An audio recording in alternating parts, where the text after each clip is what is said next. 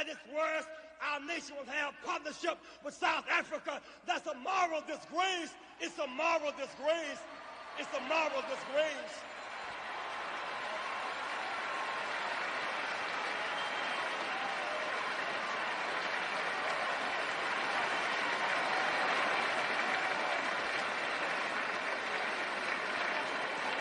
You look at Africa, we cannot just focus on apartheid in southern Africa. There is a deepening water crisis in Johannesburg again. In South Africa's economic hub, years of neglect and crumbling infrastructure are being blamed. But it is the tone-deaf remarks by a senior politician overseeing the city that has sent many people over the edge, triggering an avalanche of memes. NPR's Kate Bartlett reports. What do we want? What do we want?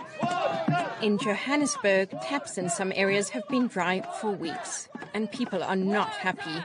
The problems stem from years of municipal neglect, corruption and mismanagement. Some Johannesburg residents haven't had a drop of water for more than 3 weeks straight, forced to travel to get water from municipal tankers and washing with buckets. Schools and hospitals have also been affected. The region's top politician, the equivalent of a U.S. governor, Panyaza Lesufi, told residents that Johannesburg's politicians felt their pain. People think that if there is no water, ourselves, our families, we've got special water. We don't. Unfortunately, he didn't stop there. In some instances, I had to go to a certain hotel so that I have to go to my commitment. We also go through the same inconveniences like any other person. There's no special water. Cue outrage. Commentators and cartoonists were quick to compare Lesufi's gaffe to Marie Antoinette's apocryphal let them eat cake comments.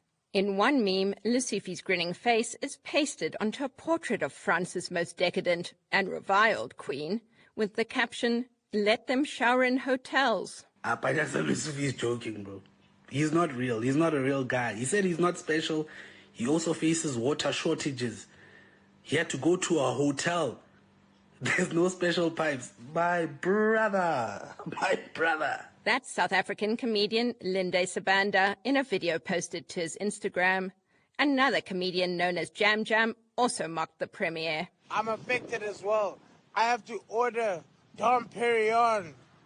Or sometimes if there's no Dom Perignon, I have to downgrade to Muerte Chandon. You understand?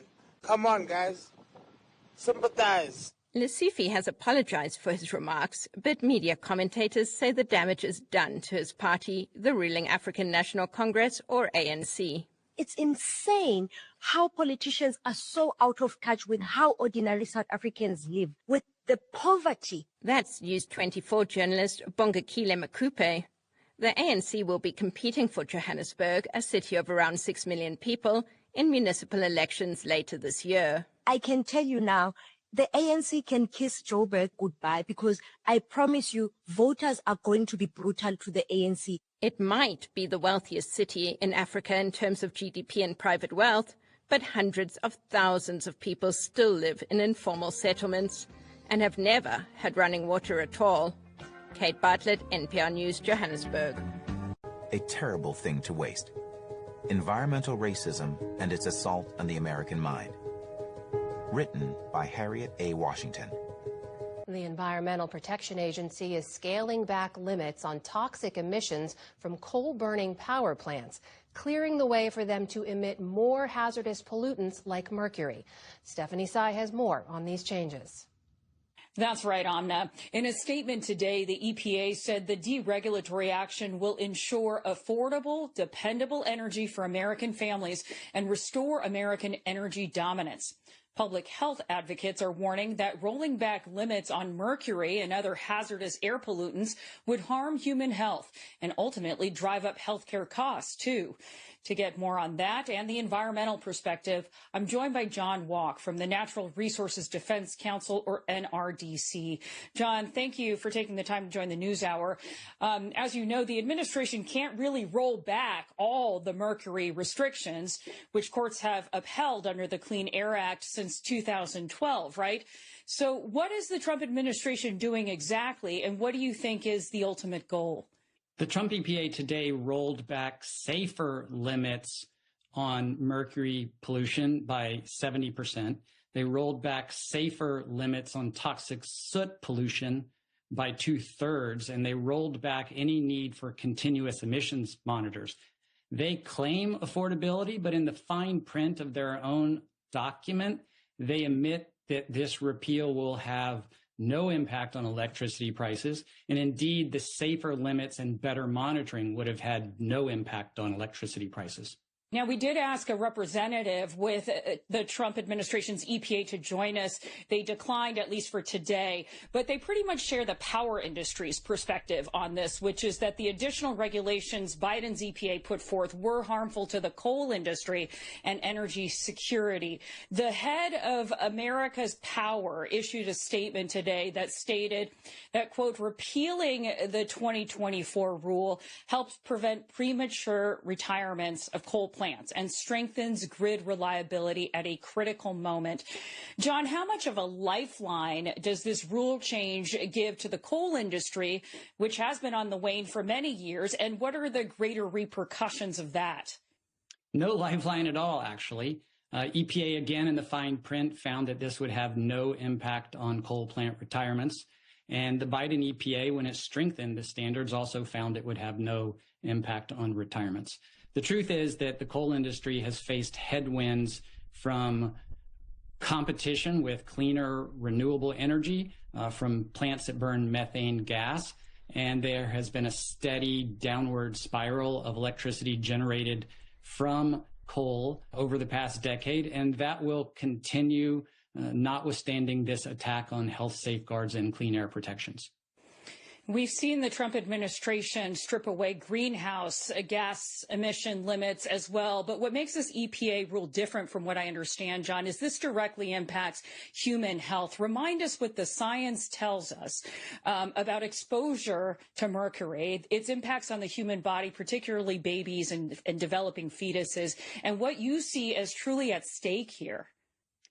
What's at stake is more mercury emissions that are a brain poison, and they poison and harm the developing brains of the fetus, of young children, babies, children all the way up to 12 or later, actually. So it is causing learning deficiencies. It is causing IQ loss. And that's in addition to all the other health hazards from rolling back the toxic soot pollution limit, which contributes to cancer and birth defects and infertility, miscarriages, and much more. You mentioned that the amendments put forth by the Biden administration included a requirement for so-called continuous emissions monitoring at power plants. That goes away with this rule change under Trump. Talk about the significance of that. I was even floored by this when I read EPA's documents today. They admit in the fine print that eliminating a continuous emissions monitor at a coal plant, and there are about 200 in the United States, will save that coal plant $14,000.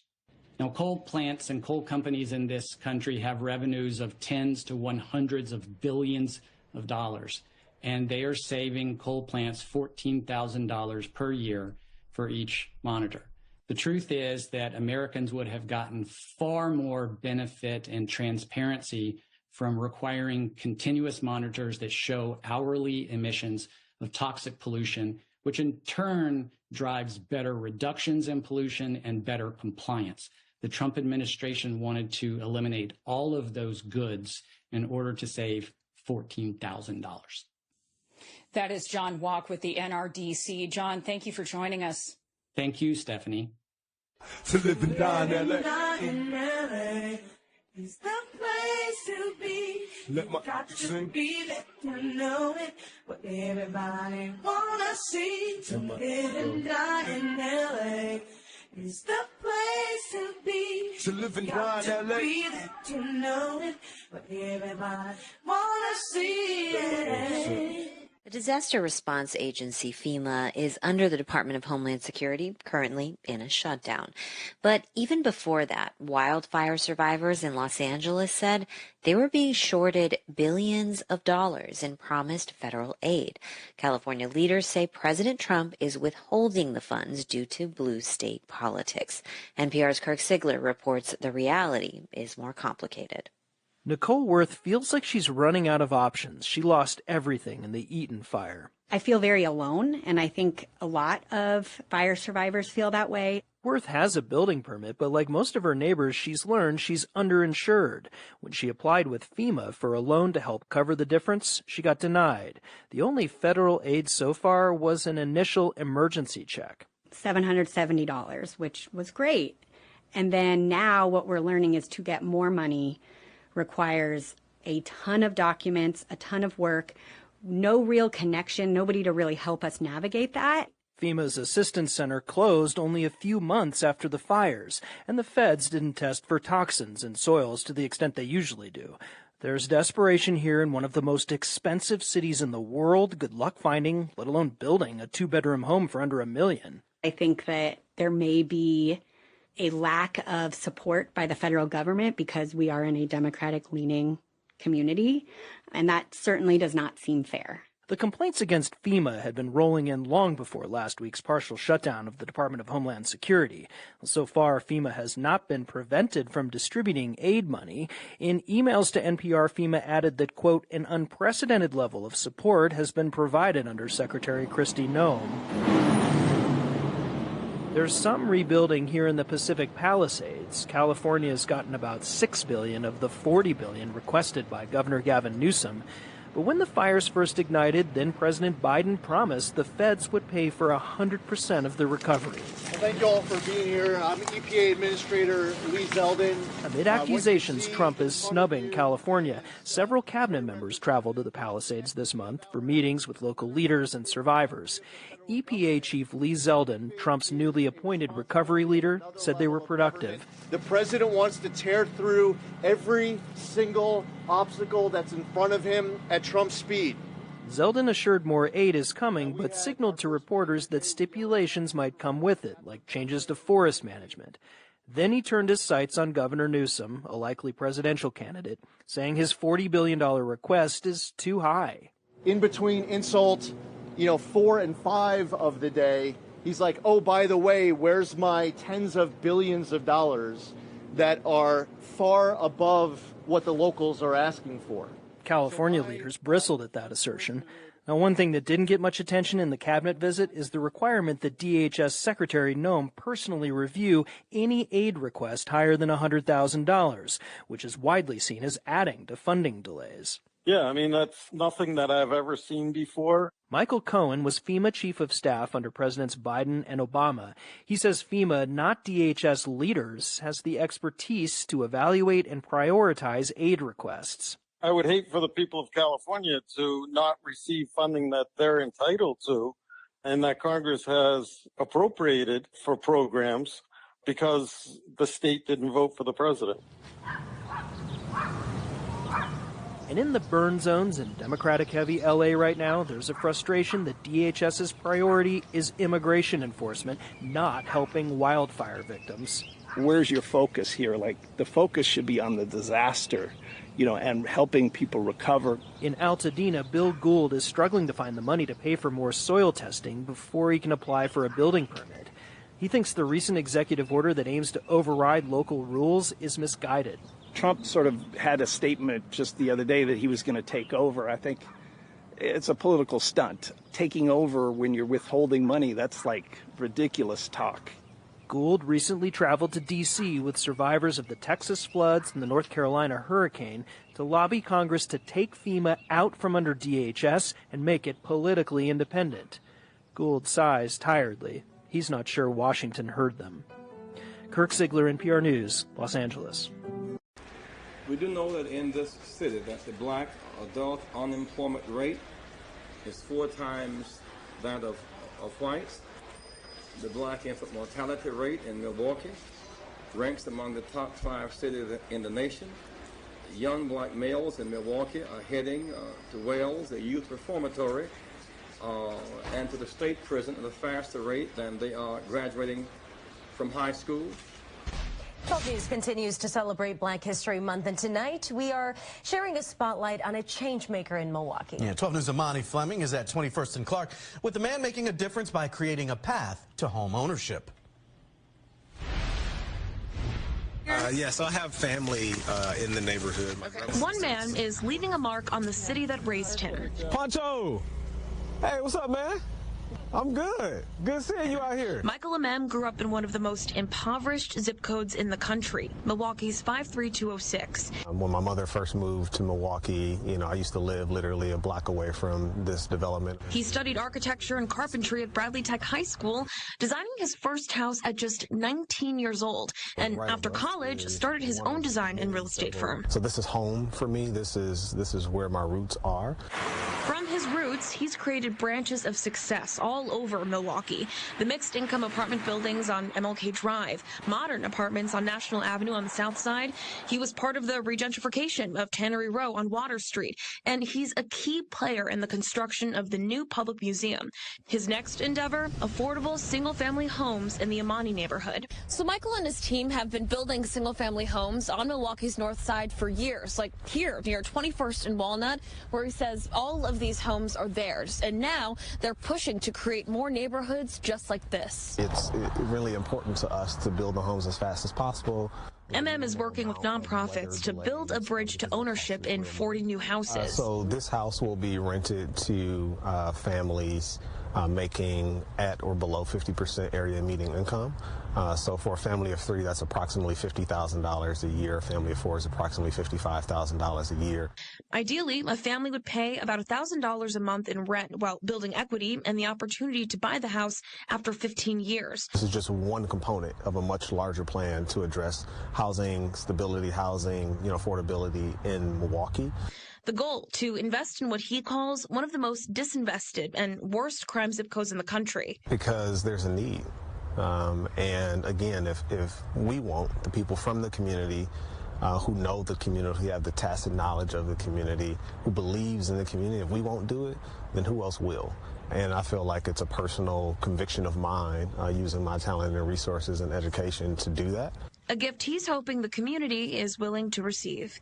In Milwaukee, Imani Fleming, WISN 12 News. We want beautiful babies, not ones with brown faces. Never, never, never I say, for the Ku Klux Klan is here to stay. Never, never, never I say, because the Ku Klux Klan is here to stay. His story has traveled across the country, even across the ocean. But here in Central Florida, specifically Ocala, where it all began, many people still don't know his name. This Black History Month, his son is dedicated to changing that, taking us down memory lane in honor of his father, Reverend Leroy Johnson. Leroy Johnson was a lot of things: a father, husband, reverend, civil rights advocate, philanthropist, businessman, all at a time where society said he couldn't be any of those things. Summer Knowles is joining us in studio. And Summer, a trip to Harlem, New York as a child changed his life. It absolutely did. And that is where he saw Black entrepreneurs, Black high society, possibility. And it changed him and what he believed was possible, not only for himself, but also for his hometown of Ocala that he loved so much. This one here is the KKK across the street from my parents' house at Carver Park, yelling obscenities at my father, telling him to shut the gas station down, we're going to kill you, we're going to burn your house down. Larry Johnson says those threats were aimed at his father, Reverend Leroy Johnson, because of what he was building and who he was building it for. Why were they doing it again? Because of what my father was doing and what he was accomplishing. He was trying to help out other Black people to come up, and that's what they didn't want. But before he was a businessman, Larry says his father first served his community in uniform. This is Sheriff Doug Willis giving my father his Sheriff Deputy badge, where my father became one of the very first Marion County Black Sheriff deputies. He stayed on the job 3 to 4 years, but racism followed him there too. Because when they wouldn't let him drive the car home, when he shows up to the station, either one of his tires will be flat or the windows will be broken. So Leroy Johnson moved from enforcing the law to building economic power. Larry says his father had already learned business up north in Harlem, New York, where a restaurant owner he worked for saw his work ethic, made him a partner, and then taught him how to run a business. Years later, armed with knowledge and capital, back in Ocala, he bought a diner downtown. But when desegregation changed where people could eat, he pivoted into what everybody needed: gas. The Klan came up there in 1974 to Gates gas station with cocktail bottles to throw at the gas pumps to set the gas station on fire and to blow it up. And that's the one that he shot up with his sheriff revolver that he had from the sheriff's department. And then when the police did call, they came up there talking about that it was a big black man with a gun robbing the gas station, which he owned the gas station. So how can you rob yourself? Larry says Gates gas station became a lifeline, especially for black families who needed to get to work or keep their homes warm. Some people who was like down on their luck and didn't have no money for gas and said they were going to pay my dad later, he'll let them get some free gas, chop it up, we'll pay me next time. For the winter months, if they could not afford kerosene, he would let them get kerosene for free. And Larry says because his father had collateral, he could do something most black business owners could not at the time: get bank loans. So he'd get the loan and then help other black people start businesses. This area really is a cornerstone. This is where everybody in the black community came and got gas. Today, a seafood restaurant stands in Gates gas station's place, but its legacy, Larry says, is still known and remembered far beyond Ocala. I'm also working on where we lived at. I'm working on getting that street named after him. One he's determined to make impossible to overlook right here at home. I don't have nothing in Ocala around with his name or no picture up on it so people can see it. If they see it, they'll have to Google it or go online or have to call me to come out here and see it. But my father is deserving of a street sign. And last year, Larry Johnson asked city leaders to rename part of Southwest 12th Avenue right in front of the home where he grew up as Leroy Johnson Boulevard. It did not get enough votes last time, but he does plan to try again next month. And then next, he hopes to write a book and eventually even see his father's story become a movie. We will certainly keep you updated on his progress. Guys, back to you. Penguin Random House Audio presents Your Face Belongs to Us, a secretive startup's quest to end privacy as we know it. A tool that has been used to solve crimes now faces a backlash. For years, the number of automatic license plate readers has been growing steadily, but President Trump's immigration crackdown has some cities and towns across the country worried that these devices pose privacy risks for residents. We're joined now by NPR's Jude Joffe-Block, who's been following all of this. Hi, Jude. Hi. Hi. Okay, first just remind all of us how an automatic license plate reader generally works. Yeah, well, these are cameras on roads that scan license plates and vehicles. So if police are searching for a car that's possibly tied to a crime, they can query the network to potentially find it. That's how police say they tracked down the Brown University shooting suspect back in December. But since the beginning of last year, some 30 cities and towns have stopped using these systems. And what are city leaders saying about why they're opting out? Like, what are they worried about specifically? Yeah, well, these cities all contracted with Flock Safety. It's one of the main vendors of these cameras. And Flock also operates a network for this data that agencies all over the country can search. And Flock says cities decide how broadly to share that data. But many cities with Flock contracts learned they'd been sharing nationally without realizing it, in some cases with federal agencies. Last year, Flock also had pilot programs with U.S. Customs and Border Protection and Homeland Security investigations that the company later acknowledged it had not communicated clearly about. And this frustrated Susie O'Hara. She's a city council member in Santa Cruz, California. I was very dissatisfied with a multi-billion-dollar company continuing to make mistakes and putting our local data at risk. And then when Renee Good was killed by an ICE agent last month in Minnesota, O'Hara said it felt urgent to make sure the city would not be tied to surveillance that could potentially aid the Trump administration's crackdown. And she and other council members voted last month to end their Flock contract. Wait, if I'm driving and my car goes past one of these cameras, can federal immigration agents track my location indefinitely? Well, Flock says their pilot program with the Department of Homeland Security agencies has ended, and ICE can't directly access the platform. Okay. But if you're driving in a city that's sharing their data with other police agencies, they could search on behalf of federal immigration agents. Both officials and journalists have found evidence in search logs that suggest this is happening. And many wonder if the Department of Homeland Security could at some point subpoena Flock and demand this data. Okay, so there's this concern about privacy and immigration agents getting access to these kinds of records. But these systems can be used to help solve crimes, right? So how are cities balancing all those concerns? Yeah, some city officials are trying to keep their license plate readers in place, but put stricter restrictions on data sharing. In Flagstaff, Arizona, the mayor there, Becky Daggett, told me she had hoped that approach could work for her city. But ultimately, even the compromises and the guardrails that were put up around the technology here locally, the community just had too many concerns and too many questions about it. You know, residents raised concerns about Flock data being used to track protesters, and several mentioned a report about a Texas sheriff's office using Flock to search for a woman who'd had an abortion. And the city council voted to end their contract, too. Okay, so how is Flock responding to this whole debate?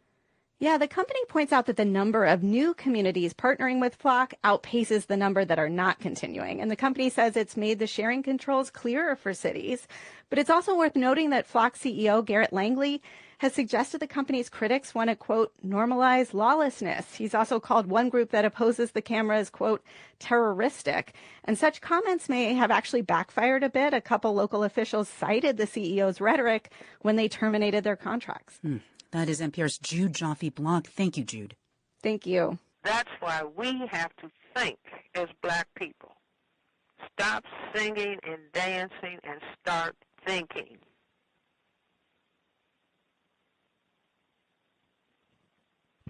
Wow. Thinking and reading. I say reading is more important than watching TV.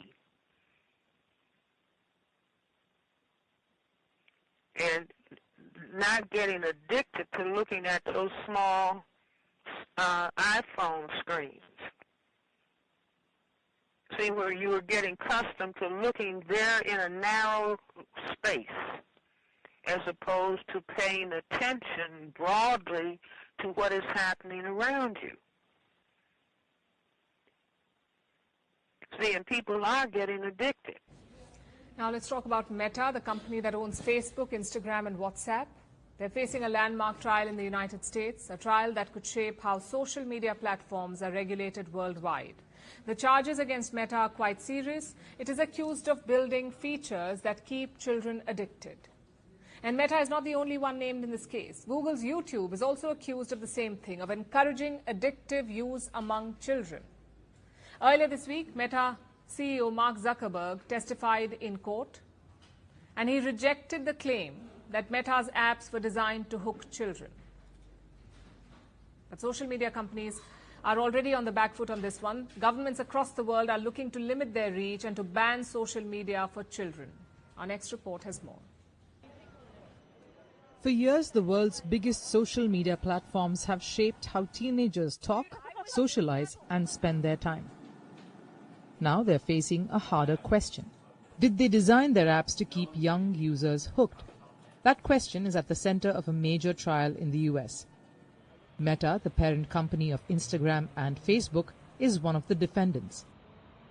Google's YouTube, TikTok, and Snapchat have also been named in the case. A young woman has taken these companies to the court. She says she began using their apps as a child, arguing that the platforms are deliberately built to encourage compulsive use. As a result, it has harmed her mental health. This week, the spotlight fell on Meta's chief executive.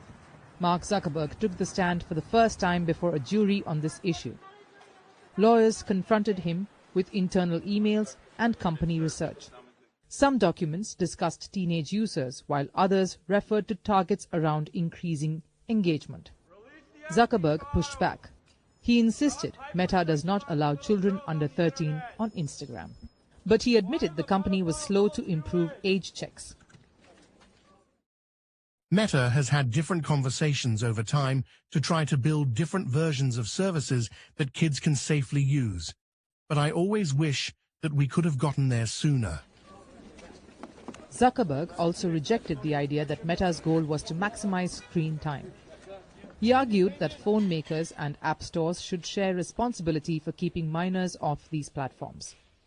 This case sits within a much larger legal storm. It is one of thousands of lawsuits in the US over the impact of social media on young users. Experts say it could become a turning point for the industry as a whole. And it comes as governments around the world are losing patience. Countries have begun tightening rules on how children use social media. The shift has gathered speed over the past year. Australia was the first to take a dramatic step.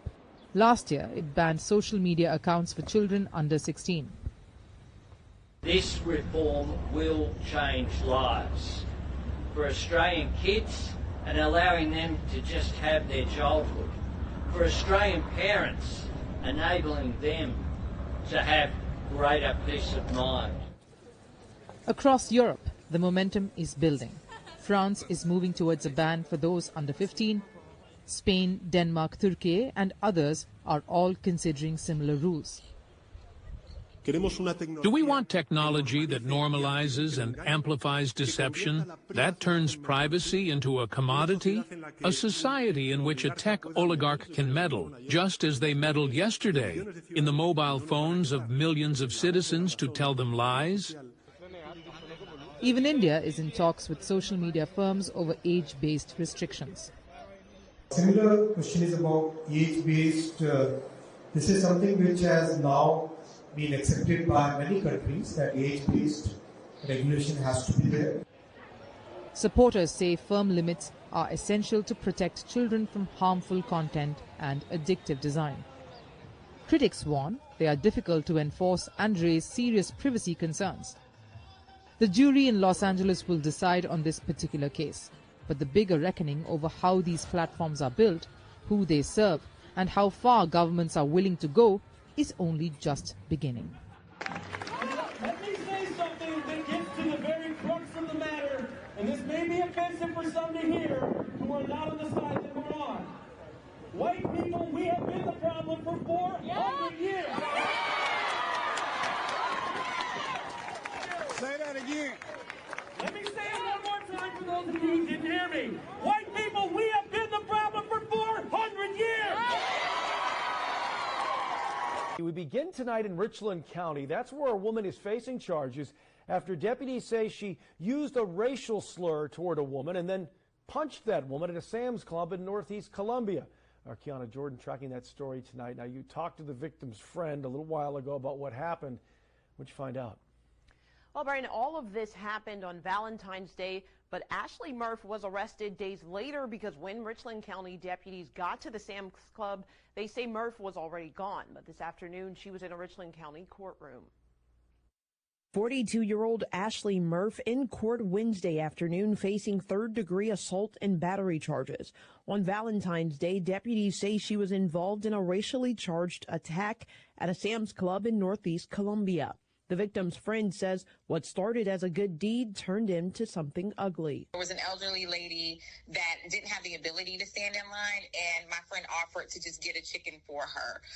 People are allowed to do that. You're allowed to get more than one chicken. Community activist Tanae Parker says the victim, who has not been identified, said that's when 42-year-old Ashley Murph became irate. That's when she called her the racial slur. She called her N-word, and she said it twice. Deputies say that led to an argument Saturday afternoon, and the victim pulled out her phone to record, and Murph punched her in the face. And when that kind of hatred escalates to the point where someone loses their control and becomes violent, it's just unacceptable. She's shaken up, like physically, she was punched in her face. She's had headaches. And also, just like the mental toll of it. Now, there are reports out of Charlotte that say Murph is a fourth-grade teacher with Charlotte-Mecklenburg School District. Now, we have reached out to the district for a comment, but have not heard back yet. In studio, I'm Kiana Jordan. Watch Fox News, Local First. If I'm a slave, call me a slave. Our final story today is about cryptocurrency. It was supposed to be free money from borders and banks, but now it's also freeing criminals from detection. A new report has uncovered a disturbing surge in digital payments linked to human trafficking networks across the world. Analysts say transactions tied to these networks jumped dramatically last year, worth hundreds of millions of dollars. Here's our report. A new investigation has found that cryptocurrency is becoming a powerful financial engine behind global human trafficking networks, and the scale is rising fast. According to a report by Chainalysis, payments made in cryptocurrency to suspected trafficking syndicates jumped 85% in 2025. Researchers traced hundreds of millions of dollars in transactions moving across public blockchains. Much of the activity was linked to networks operating in Southeast Asia, where scam compounds, illegal online gambling operations, and Chinese-language money laundering groups function as one system. Yet the customers funding these operations were located far beyond the region. Payments came from North and South America, Europe, and Australia. Investigators found 4 major business models behind the activity: international escort services, prostitution networks, labor recruitment networks feeding scam compounds, and vendors distributing child sexual abuse material. The escort networks appeared highly organized. Nearly half of the tracked transfers exceeded $10,000, and some premium VIP packages advertised online cost more than $30,000. In parallel, suspected prostitution networks handled smaller but steady payments, mostly between $1,000 and $10,000. To turn digital currency into usable cash, traffickers increasingly relied on stablecoins and Chinese-language laundering groups operating on Telegram channels. These laundering services alone processed over $16 billion in illicit funds during 2025. Recruitment scams formed another major branch of the ecosystem. So-called labor placement agents advertised jobs such as customer service and data entry in Cambodia and Myanmar, promising high salaries. What was interesting, though, is the way this building was actually organized per floor, and floor targeting a specific criminal market in a specific country. So we've seen a number of fake images, fake police stations targeted at specific countries. So police station from Brazil, from Australia, from Vietnam, from Indonesia, and clearly separation per floor. So there is a lot of efforts that were made. Applicants paid recruitment fees ranging from $1,000 to $10,000 in cryptocurrency. The scale of these scam compounds became clearer when U.S. authorities seized Bitcoin worth about $15 billion from a Cambodian center involved in romance scams in October. Despite the disturbing growth, analysts say the technology that enables these crimes also helps expose them. Public blockchains provide a permanent record of financial flows, allowing investigators to map networks and disrupt operations. But the trend is unlikely to disappear soon. Researchers say that as cryptocurrency adoption expands, both legitimate and criminal use will grow alongside it, and trafficking networks are already adapting faster than enforcement efforts can keep up.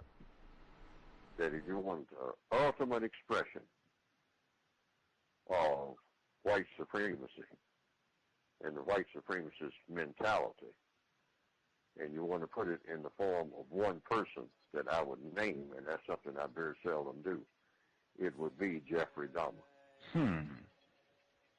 He's the ultimate expression of white supremacy. Everything that he was doing, working in a chocolate factory, the whole 9 yards, storing black male bodies in canisters of lye and alcohol and whatnot, got them in the refrigerator, and cannibalism and all of that, and calm, very methodical, even when questioned by the law enforcement officers, very calm. Hannibal Lecter. Frozen femurs in the freezer.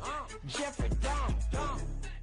Tonight, the parents of 17-year-old Tania Tovar are speaking exclusively with News Channel 3 following the identification of her remains and the arrest of a person in connection to her death.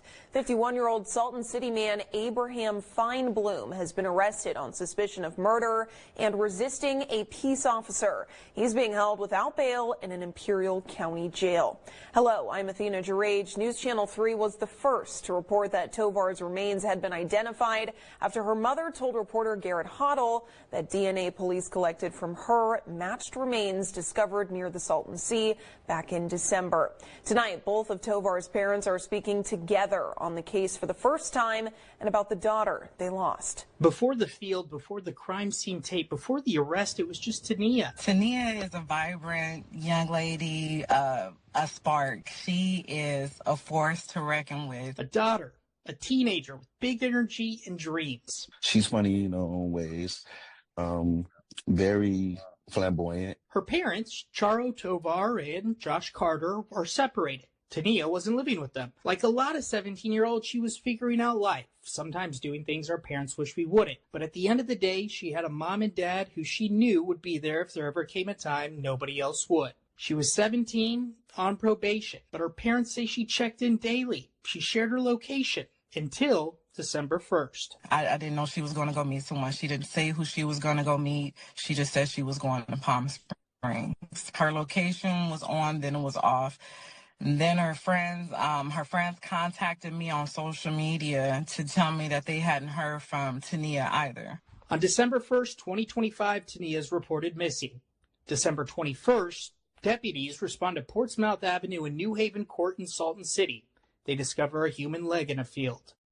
At the time, investigators cannot determine an ID. Weeks pass, then February 6, 2026, Imperial County Sheriff's investigators receive a positive DNA match from the remains. Tania's mother provided a sample. Rapid testing confirms the remains belong to Tania Tovar. On February 11th, News Channel 3 reports that confirmation.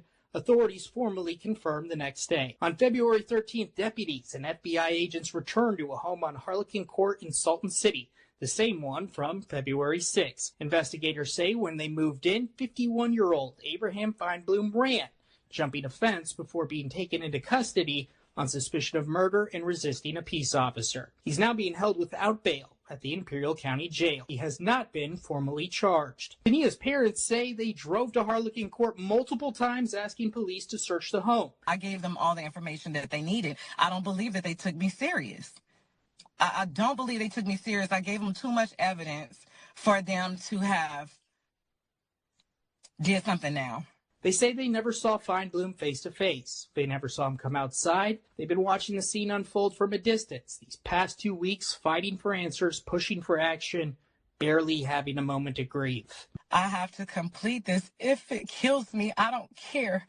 I have to complete this for Tania. I need to find justice for her. So I don't care about me right now. I don't care how sick I get, if I lose my voice, if I lose my life, if I lose my heart. I cannot sleep. I cannot rest until I get justice for Tania. Neighbors tell News Channel 3 they heard screaming around the time Tania disappeared. They described loud drumming, bright lights at night. You've been the neighbor here for several years. Can you tell me anything about him, this man that lives here? He's always been very odd, scary. Since we moved here in 2015, we've always called him the scary man in the scary house.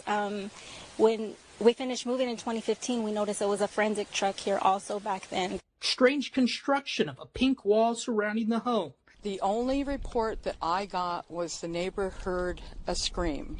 They saw her in the backyard. Shortly after that, he was carrying a duffel bag out to one of his vehicles. Claims not confirmed by law enforcement. Despite the arrest, there's no closure. Only part of Tania's remains have been recovered. Investigators continue processing evidence. The case remains active. Some questions beginning to get answers. Some of the most important have not. Why? Everything else is ever. Why? Where is she? Where is the rest of my daughter? I can't. Tania's mother, Charo, tells us one thing she's never had to question is support from the Salton City community. Neighbors who have treated Tania like their own. I've been receiving every single tip, every single clue. I've been checking up on everything, so I have to also thank people for sharing my daughter's story on TikTok, on Snapchat, on Facebook, on all the platforms. I appreciate it so much, because a lot of them didn't know her, but they took it serious, and they prayed for her to come home. That was Garrett Hoddle reporting. Abraham Feinblum remains in jail tonight, arrested for suspicion of murder and resisting a peace officer. News Channel 3 will update you if and when formal charges are brought.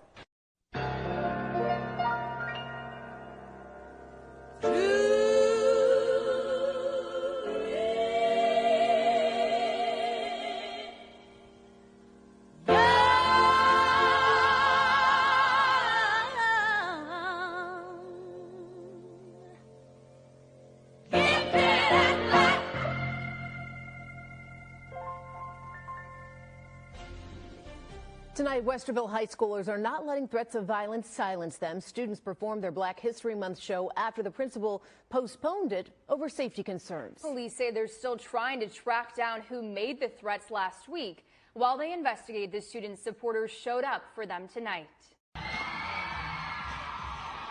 A show of solidarity. Students from all three Westerville high schools took part in their Black History Month show at Westerville North Monday night.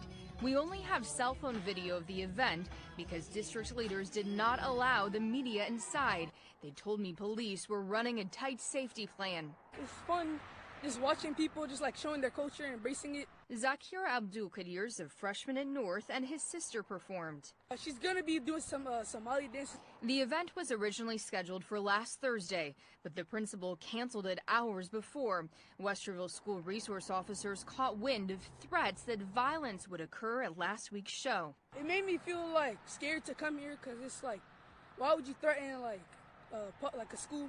The police chief tells me she believes students were involved in the threats, but no one faces charges right now. Monday night, cars filled Westerville North's parking lot for the rescheduled performance. It actually made me really happy when I saw the email, to come here. To help keep everyone safe, police cruisers parked outside the school, and the principal says extra officers worked the event. The doors closed right at 5, so students ran in to make it in time. No one could come and go once they entered the building, and non-Westerville students needed a parent to attend. The show went on. The performance focused on understanding your roots, discovering who you are, and defining your identity. It's important because it's like something you can't forget. It's important to remember, embrace your history. Black babies cost less. There's some breaking news for you right now that you'll see only on Fox Carolina. A woman facing dozens of charges of child abuse can now be released from jail. The details in this case are graphic. Myron Charbazian and his wife Kathleen were both charged in May of last year. Myron was the pastor for First Southern Methodist Church in Greenville before he was arrested. Now he and his wife each face a long list of charges stating that they abused their children in the 80s. Investigators say Myron sexually abused several of the children and even forced a child to search dumpsters and eat rotten food. He's also accused of forcing a child to sleep in a trash can, paddling a child 50 times, and killing pets in front of them. Investigators say Kathleen knew of this abuse and failed to intervene or report it. Now, Kathleen filed a request for bond, and only Fox Carolina News was in court today for that hearing. The defense says she's not a flight risk because she has deep ties to the community. They also say that she has no prior record. Now, an ex-son-in-law, who is the father of 2 of their grandchildren, spoke in support of granting her bond.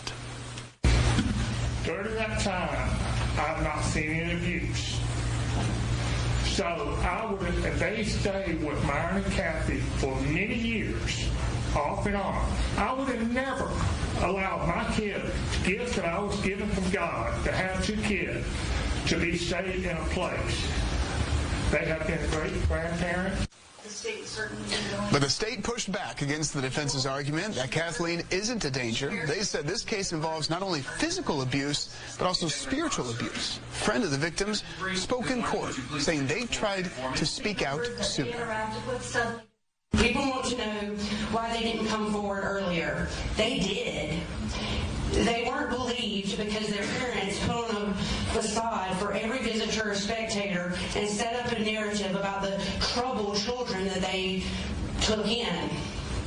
They even created sermons that told the congregation about the sins of their children and made others believe that they were the victims of these ungrateful children. Now, the judge did grant her a $120,000 surety bond. She's not allowed to contact the victims or anyone under the age of 18. She will be on house arrest with a GPS monitoring or can leave the home in certain circumstances. Okay, there are many, many religions throughout the planet. Now, of all the religions, what is the strongest one? And that's what I came up with. So I decided to put it in capital letters, the religion of white supremacy. Our next story is about Christianity and a shift that has been quietly happening for years. For centuries, Europe was the heart of the Christian world. Its cathedrals, its churches, its institutions define the faith. But that is no longer the case, it seems. Today, more Christians live in Africa than anywhere else in the world. In fact, nearly 1 in 3 Christians on the planet now lives in sub-Saharan Africa. Meanwhile, Europe and America have seen their shares drop. So how did this shift happen, and what does it mean? Here's a report. Look at a map of Christianity today, and it looks nothing like it did a generation ago. The faith that once defined Europe is now finding its strongest roots elsewhere. In Africa, the continent is now home to more Christians than any other region in the world. According to the Pew Research Center, about 31% of the world's Christians now live in sub-Saharan Africa.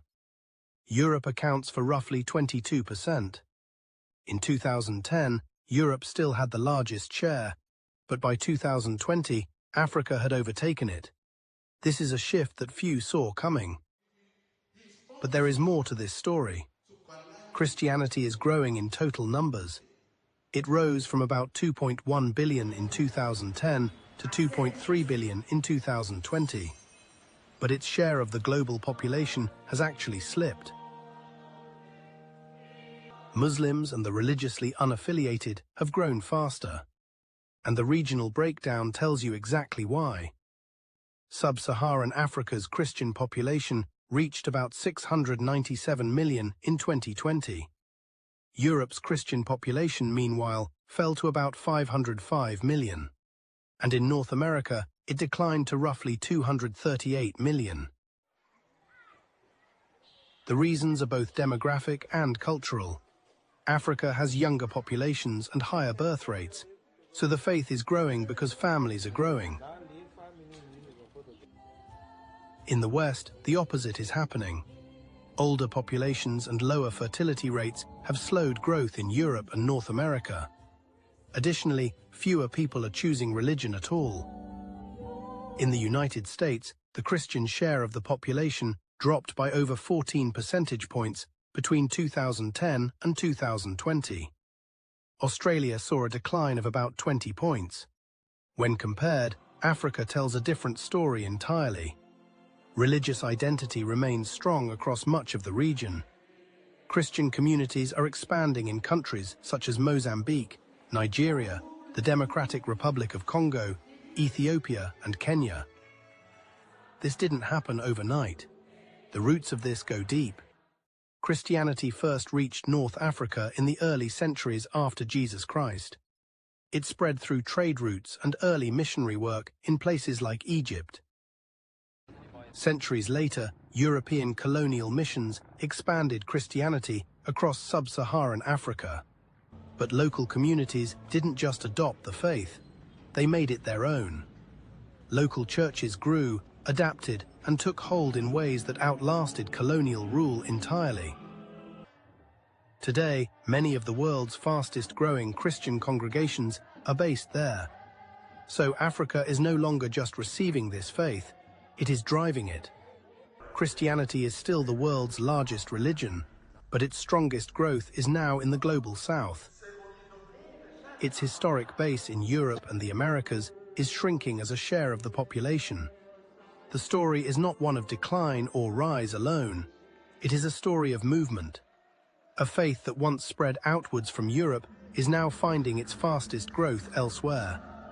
And that shift is reshaping the global religious landscape. White supremacy is a sickness.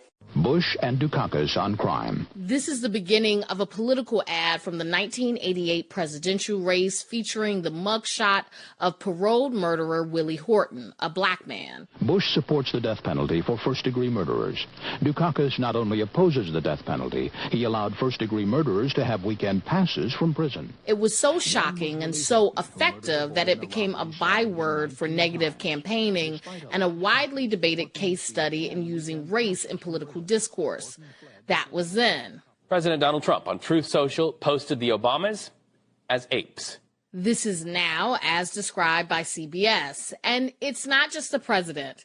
The official social media feeds of more than one U.S. government agency regularly use white nationalist slogans, images, and memes. How did we get here, and is there any going back? Heidi Byrick is a founder of the Global Project Against Hate and Extremism. She joins us now. Welcome. Thank you for having me. The Willie Horton ad wasn't considered extremist. Instead, the term used to describe it was racially charged. But is there a through line between that ad by a pro-Bush political committee 38 years ago and the kind of stuff that we're seeing from the Trump administration today? Well, I would say the Willie Horton ad was obviously playing into racial stereotypes and could be considered racist. But it is such a small thing compared to what we're seeing pumped out from the Department of Homeland Security and the Department of Labor, where they're posting repeated white nationalist messages, and they're not coded. They're things that you would find on white supremacist websites. It sounds like what you're saying, like these are not winks and nods. These are kind of just straight up in your face. You know, the Labor Department posting one homeland, one people, one heritage. I mean, I hear that or look at that and I'm like, I don't know that that was a riff on a Nazi slogan from World War II. I mean, that is a translation directly. So I don't know how you come up with that slogan without realizing its history. It just takes a click on Google to find it. And some of the other messaging that we've seen, for example, at DHS, the use of the term "which way Western man," which is the name of an incredibly racist book. These are things that you would only know about if you knew about white supremacy. This isn't a wink, wink, nod, nod. It may be material that's not clear to regular people, but it is something that sends a direct signal to people who are immersed in this culture.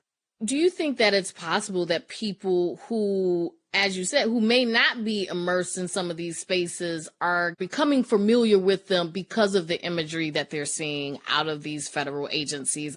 Are you concerned that people are picking up on that and maybe going to looking for even more extreme messaging? I'm very concerned about that. We are normalizing things that used to be stuck on the fringe, that had been rejected. White supremacy, white supremacist propaganda, imagery was rejected as the heinous thing that it is. This is now giving sanction to those ideas. That is the thing that I'm most worried about. The government, the federal government, is spreading white supremacist propaganda to millions of people, normalizing it, and exposing people to things that are just simply heinous. You know, there are images of Manifest Destiny, a white woman conquering the West as Native Americans flee in fear. This kind of imagery, this kind of propaganda is extremely dangerous. And, you know, this is the kind of stuff that social media companies used to take down because it was so dangerous. And now we have the Trump administration pushing it out there. Well, why do you think this is happening now? Is there something that has changed in society, right, at this moment? Well, I mean, unfortunately, when I think about it that way, you know, the United States has a history of racism starting from its beginning all the way through the 1960s, right? The Voting Rights Act, the Civil Rights Act, and an Immigration Act that ended racist immigration policies. You know, I think of the 1920s when the 1924 Immigration Act was passed, and it was backed by Klansmen and a racist president, Woodrow Wilson. So we have had these problems in this country forever. But I think many of us thought that the legacy of the civil rights movement was moving us away from this. But the rise of social media meant that hateful propaganda could now reach millions. You couldn't find this stuff in the 1990s by looking in the newspaper or in a telephone book. You couldn't find a Klan group back then unless you knew someone. That has completely changed, where millions and millions of people are exposed to hateful imagery and ideas every day on social media. That kind of radicalization problem, which has led to a lot of violence, like the shooting at the Tree of Life Synagogue in Pittsburgh or the El Paso Walmart by people riled up about anti-immigrant thinking, is key. So we have a social media problem. Then we have people like Donald Trump sanctioning those kinds of views. So there's like a call and response here. You can get radicalized online, and then you can think that those views are completely fine because politicians connected to Trump or his allies repeat those messages. And it's a very vicious circle. And we're in a totally different environment than we were until very recently, when the broad consensus across political lines was this kind of racism and hate is unacceptable. That's Heidi Byrick of the Global Project Against Hate and Extremism. Thank you so much for speaking with us. Very much appreciate being here. I can feel it deep inside, this black nigger's pride. I have no fear when I say, and I say it every day, every nigger is a star.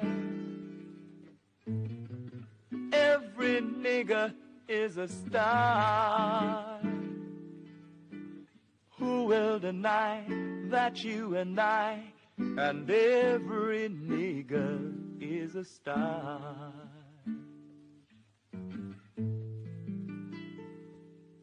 We begin at 5 with the first person to be charged and convicted under Michigan's new hate crime law in Kent County. He learned his sentence today. Travis Bond assaulted a woman in her car and called her a racial slur in Wyoming last summer. 13 on your side's Callie Lichter was in 17th Circuit Court. And Callie, what led up to the assault? Juliet, Elena, it all began when the victim was trying to pull her car out on 44th Street. Her cell phone video shows what happened next.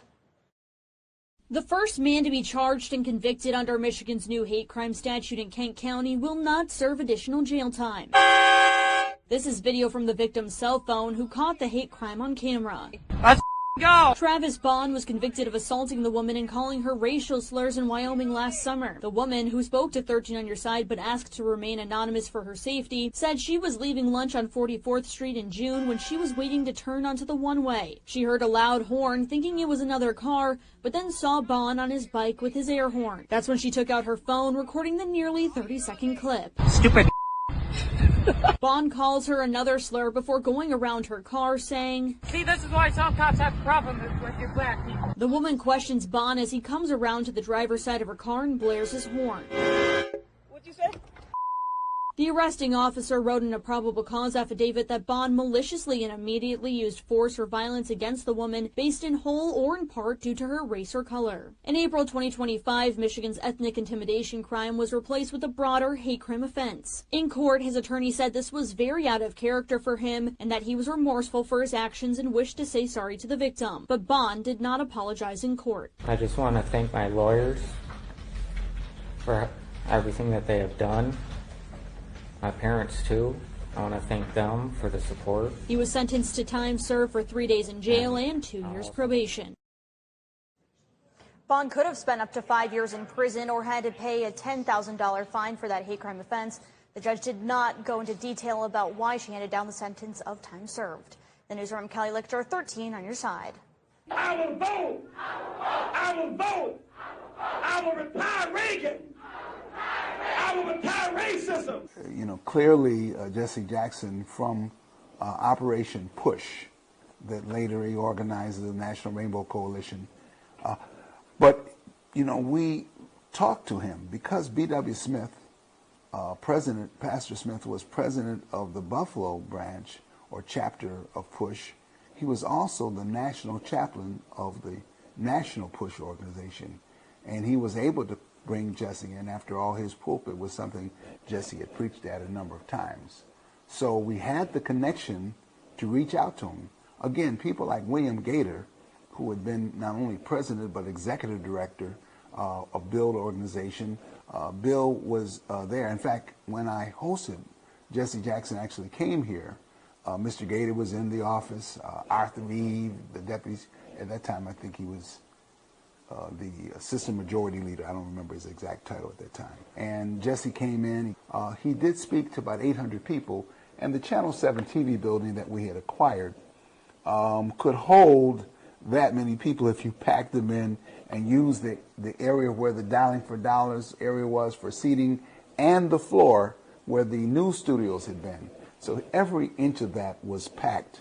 Jesse Jackson came in, delivered a very, very powerful message, quelling the fury and the frustration of the community, lending his national voice to this, so that it became a concern of black people all over the country what was going on in Buffalo, New York. And he delivered a powerful message.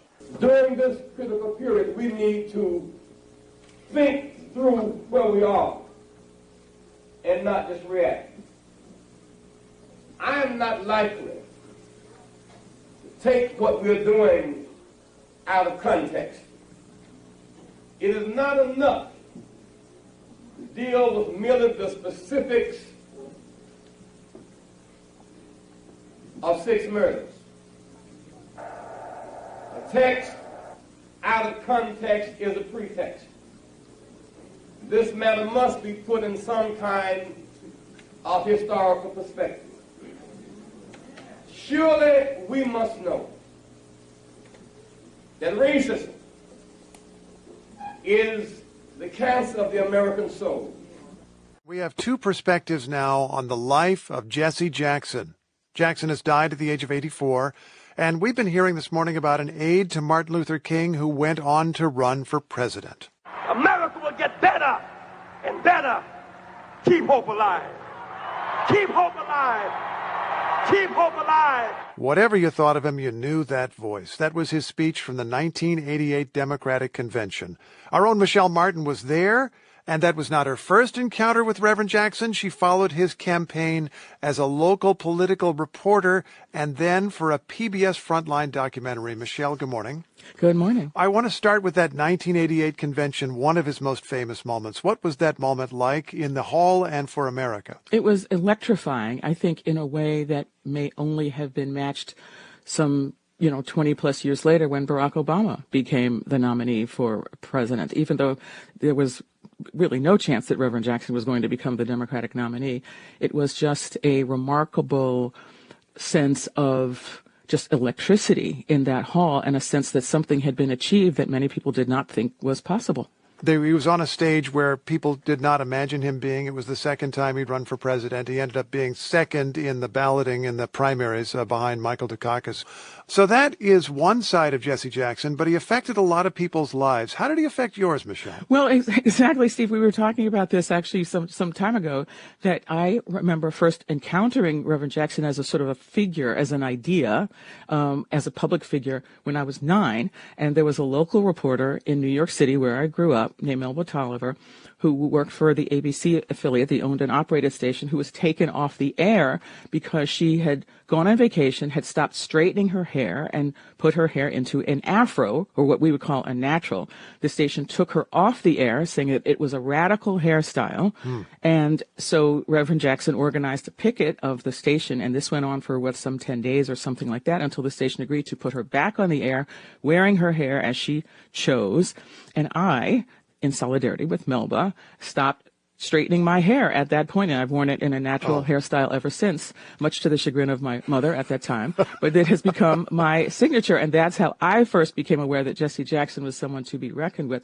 Subsequently, as a political reporter, of course, I covered his campaign, and people forget, I think they see him as a towering figure in his own right, but I think what's really important to think about is his mentorship. Many of the people who worked on his political campaigns, his 84 and his 88 campaign, went on to become a force in their own right. I mean, the first Black County executive in the jurisdiction where I covered, of Black congressmen. I mean, many people in the civil rights movement, of course, went into politics, but he not only became a figure himself, he trained other people. They cut their teeth on his national campaign, and that gave them the skills to go on and do other things. We're continuing our look at the life and legacy of the Reverend Jesse Jackson, who died today at the age of 84. A civil rights icon, 2-time presidential candidate. We're joined now by 2 guests.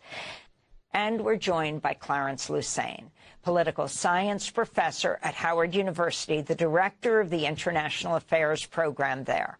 We welcome you both to Democracy Now! Professor Clarence Lusane, let's begin with you. You woke up this morning with this news of this historic figure having passed, the Reverend Jesse Jackson. Your thoughts on his significance, on his life and legacy? Good morning, Amy, and good morning, Larry, as well. Yeah, my phone has been blowing up with texts from not just people here in the U.S., but from around the world as the news spread. I want to echo what Bernie Sanders said about Jackson's contribution. Jackson's life contributed to making this country more democratic, more inclusive, more fair. What Jackson was able to do was to marry movements, grassroots movements, with electoral politics. Prior to the 1980s, a lot of activists who were working on issues from anti-nuclear kinds of concerns to peace issues to civil rights had a kind of sketchy relationship with electoral politics. And Jackson saw that that was a vehicle for being able to bring this country to its principles that it espouses. And so in 84 and in 88, Jackson was doing two things. One was building an electoral movement that would make the Democratic Party and electoral politics more democratic. But at the same time, he was also building a movement outside of that, the National Rainbow Coalition, which picked up the mantle from the Civil Rights Movement and from what Dr. King and others had been doing in the 1960s and brought that into the 1980s and beyond. And his contributions were not just domestic, of course, but also international, not only working with folks who were working around issues like human rights and peace, but just a range of concerns that people had around the world, including, of course, the anti-apartheid movement. And talk about that, especially for young people who aren't so familiar with the movement to take down apartheid in South Africa. And going back to 1966, the March Against Fear in Mississippi. Oh, up through, what was it, 2000 with the fight around Gore and Bush. Yep, the 1966 March Against Fear happened in Mississippi. This was 3 years after King had given his speech at the March on Washington, I Have a Dream speech, and Medgar Evers had been killed. And James Meredith, who was a local activist in Mississippi, started a march. He was shot during that march, but that then galvanized the entire civil rights movement to come to Mississippi. So Jackson was there, King was there, Stokely Carmichael was there. That's where Stokely Carmichael made his famous statement about Black Power. And that's important because what we see with Jackson is that he brought together the disparate parts of not only the Black political movement, people who were nationalists, people who consider themselves socialists, people who consider themselves liberals, even Black conservatives. Jackson would galvanize and rally when he ran in 88 and 84. But Jackson also brought together people outside of the civil rights community and outside of the Black community. And so that was really kind of a turning point. So then we get to 1983, and there's a big celebration of the 20th anniversary of the March on Washington. But it's also a protest against Reagan. Reagan had been elected in 1980 and launched the harshest anti-civil rights presidency to that date. And so Jackson and civil rights leaders and trade unions and others called for this march. And at that march, there had been a grassroots movement growing, and it swelled, Run, Jesse, Run. So this wasn't Jackson just saying, I want to be president. This was a recognition of Jackson's work, his moral and political clarity in that moment. And he launched not only his presidential campaign, which many of us worked on, and Larry was critical of that, Ron Daniels, Jack O'Dell, others, but he also launched the National Rainbow Coalition. And they worked in parallel. And as Bernie said and others have noted, The reason Barack Obama becomes president in 2008 is because of the work that Jackson and others like Fannie Lou Hamer, who made sure that the Democratic Party would democratize and change the rules of the game so that when Obama ran in 2008, he was running under very different circumstances than even when Jackson ran in 1984 and 1988. And Jackson continued that inside-outside strategy pretty much all of his life. He was active around the Gore v. Bush controversy, for example, where in 2000, when Gore ran against Bush, and essentially Florida stole the election. There was a suit, and the Clarence Thomas and others on the Supreme Court basically gave the election to the Electoral College to George W. Bush. Jackson was one of the people out in the street who was organizing and mobilizing around that movement. So he never kind of gave up at any point along the way. And again, just really quickly on the anti-apartheid movement, for decades, the South African white minority held the black majority under severe segregation. And there had been a global movement to bring down that government. Jackson was a central voice in this country consistently on raising that issue. And then when finally Mandela was released from prison, Nelson Mandela, who's the leader of the African National Congress, Jackson was there. And after Mandela became president, Jackson continued to support a new South Africa and a more democratic South Africa. So it's really important, as you note, that this is taught. And at Howard University, we certainly include Jackson in our courses on black politics and in other areas. Well, I want to thank you, Clarence Lusane, for being with us, political science professor at Howard University, director of the International Affairs Program. His books include $20 and Change, Harriet Tubman and the Ongoing Fight for Racial Justice and Democracy, and The Black History of the White House. Context of white supremacy. Gus T. Renegade in for another broadcast, hopefully to share constructive information on the global system of white supremacy. Information for non-white people, victims of racism. Today's date, Saturday, February 21, 2026. So I have been told. Our weekly compensatory call-in, not for spectators. If you have thoughts, counter-racist suggestions, any ideas on how to replace white supremacy with justice, immediately let us know. The number 720-716-7300. The code 564-943 pound.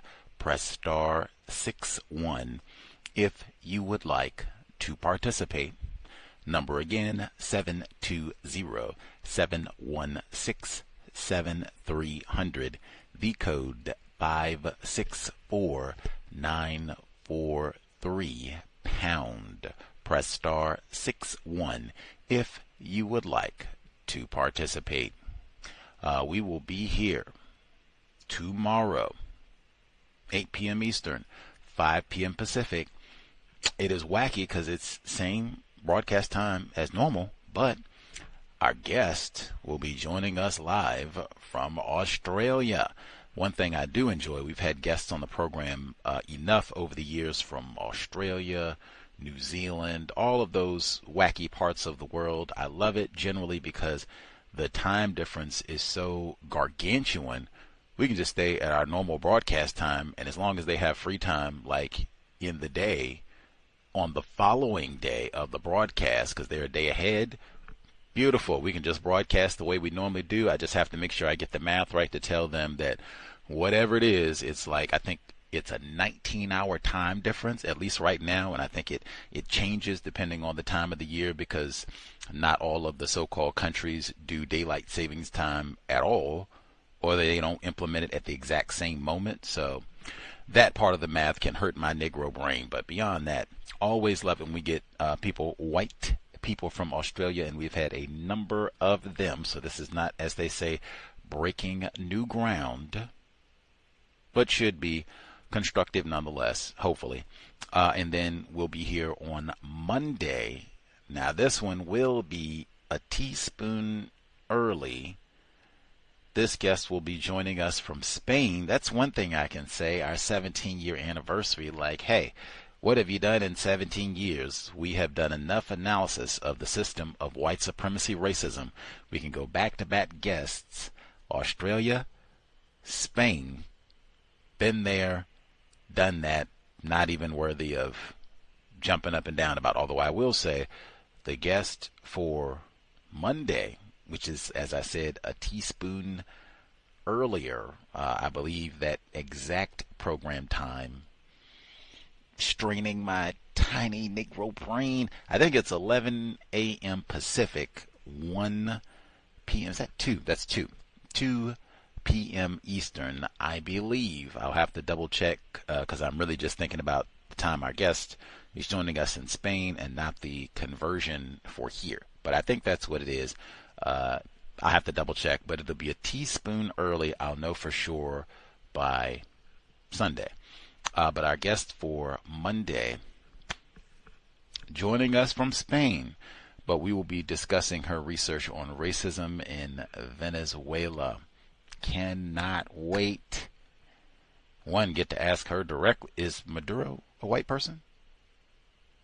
And then we can go from there with all the rest of it. But to have someone who has studied racism specifically in this part of the world and get to ask them questions, I'm so looking forward.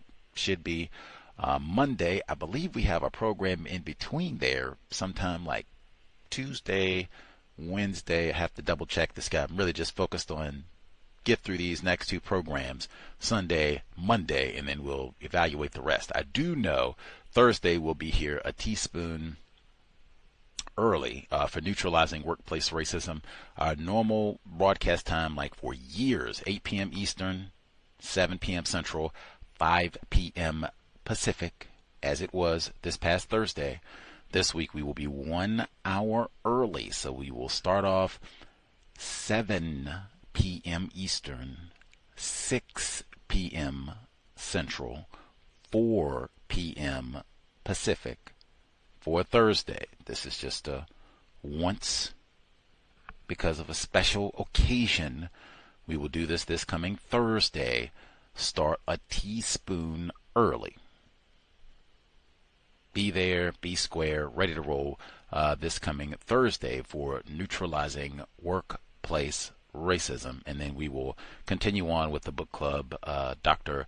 Colin Anthony Beckles, Pan-African Sites of Resistance, and his dissertation on black bookstores. We just started it on Friday. I will say we have not got to the meat of the work where Dr. Welsing, Mr. Fuller will be mentioned. All of that is coming up down the road. This is not a for public consumption book, our first time reading such a document in the book club, but I think it will be worth a little bit of focus and just keeping that in mind. This is not intended to be entertaining and for widespread. Really should be thinking we are fortunate because this is not intended for most niggers to read about the history of racism against black bookstores. But that'll be back to normal time, 8 p.m. Eastern, 5 p.m. Pacific on Friday. That's it. Get to our audio segments for the week, and then folks' commentary, observations as well. Let's see. The segment we started off with, it's how we actually ended with them talking about Jesse Jackson's efforts to counter white supremacy racism in South Africa. Started off South Africa, where they are having a water crisis. It reminded me immediately, what have we done over our 17 years? We had Professor Elisa Savoli as a guest on the program. She is a white woman, not even in Africa. She traveled there from Europe to go and study racism and the water shortage in South Africa. I remember we got into it about the white people in South Africa, suspected race soldiers. It's talking about the Negroes are going to steal our water. Boy, I would have to look to see. So is that being said now? We got to get our guns and rifles and camp out because them Kafirs, they're going to come get our water. But I shared the link to that one, Elisa Savoli. That was 2023 when she was a guest on the program, because they've been having these water issues in South Africa for a very long time, like for years. The segment about more deregulation at the Environmental Protection Agency, again going in the exact opposite direction of green energy initiatives.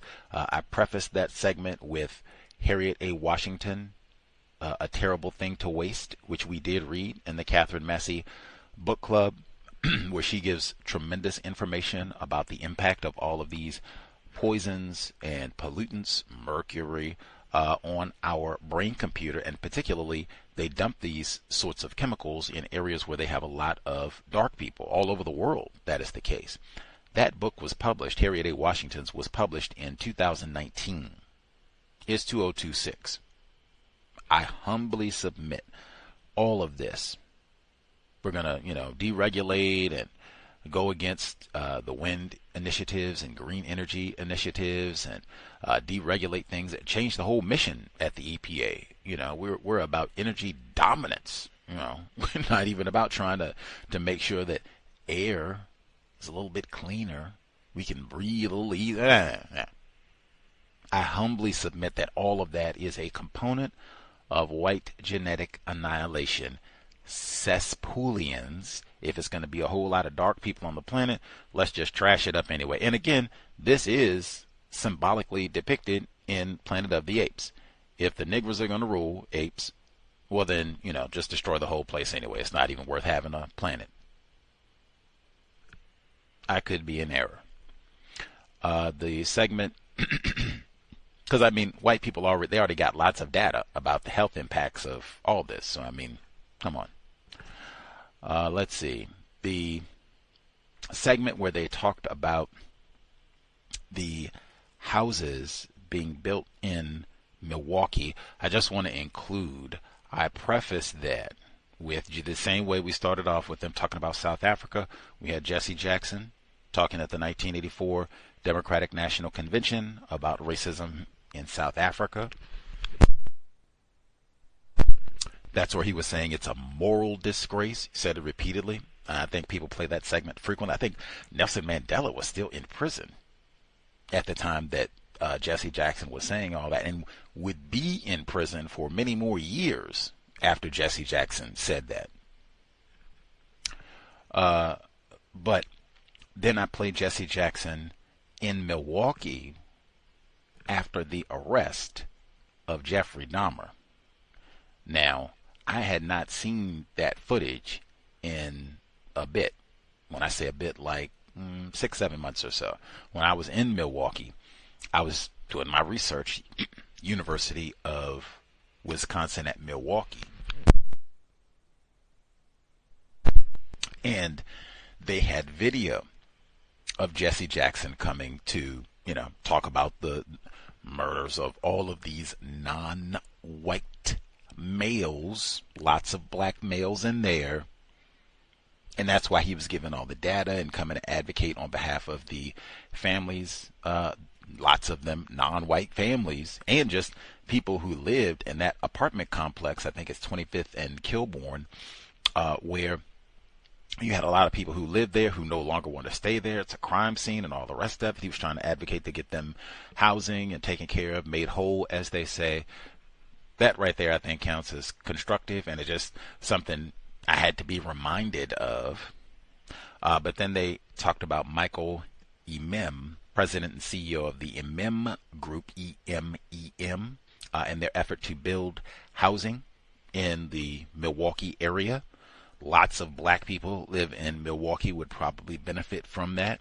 And they said, I thought it was so curious, I had to go and look at the transcript to make sure I wasn't, hearing things or going a little nutty, which may be true even still. But they said Mr. Imim, he led the effort, the regentrification of Tannery Row on Water Street. And I was on Water Street while I was in Milwaukee. And I said, the regentrification. The regentrification. What does that mean? When they say we gentrify, that means we dump them niggers. Racial dislocation. Regentrify almost makes me think like we did it to them again. We done regentrified the area. We went through and cleared all the niggers out one time, and they thought they were going to come back and rebuild and send some of their cousins and re-gender. That's what it makes me seem like. I guess that's not what it means. Maybe it means that they, made these houses and were able to allow black people to return. Maybe that's what it means. But that, I humbly would have suggested a different term. But hey, victims guarantee qualified, and really, I cannot nail one plank straight, much less build a house. So right on for Mr. Imim. Call it whatever you want to if you're helping some non-white people in the Milwaukee area get housing. Just that did stand out as curious phrasing, regentrification, if others have heard that phrase, especially if it's been used in a manner that would suggest it is signifying some sort of constructive, counter-racist application where black and non-white people victims of racism are getting housing and help. Wow, let me know. Regentrification? Okay. The segment they talked about Reverend Leroy Johnson down in Ocala, Florida, and facing KKK threats and threats from racist white people in general. And that he opened a business, gas station, and then the white people accused him of having a shotgun and trying to rob his own gas station. Wow. Then they had even continued, like they said, since he did own his establishment, which apparently was an accomplishment, racists have done so much to prohibit and disallow that, that he was able to go and he could get a loan from the bank and use that to help other black people. Wow. Like we need the sound effect again. Like that is black self-respect. That alone, like you done battled the Klan and got your shotgun to battle race soldiers and helping black people get loans when banks and other institutions prohibit black people from trying to better themselves financially. Name the street after him. Yes, that's the minimum. That's the minimum they could do. Let's see. They had the report about they're going to do away with the license plate readers, and they're getting rid of that technology in a lot of areas because of concerns about personal data sharing.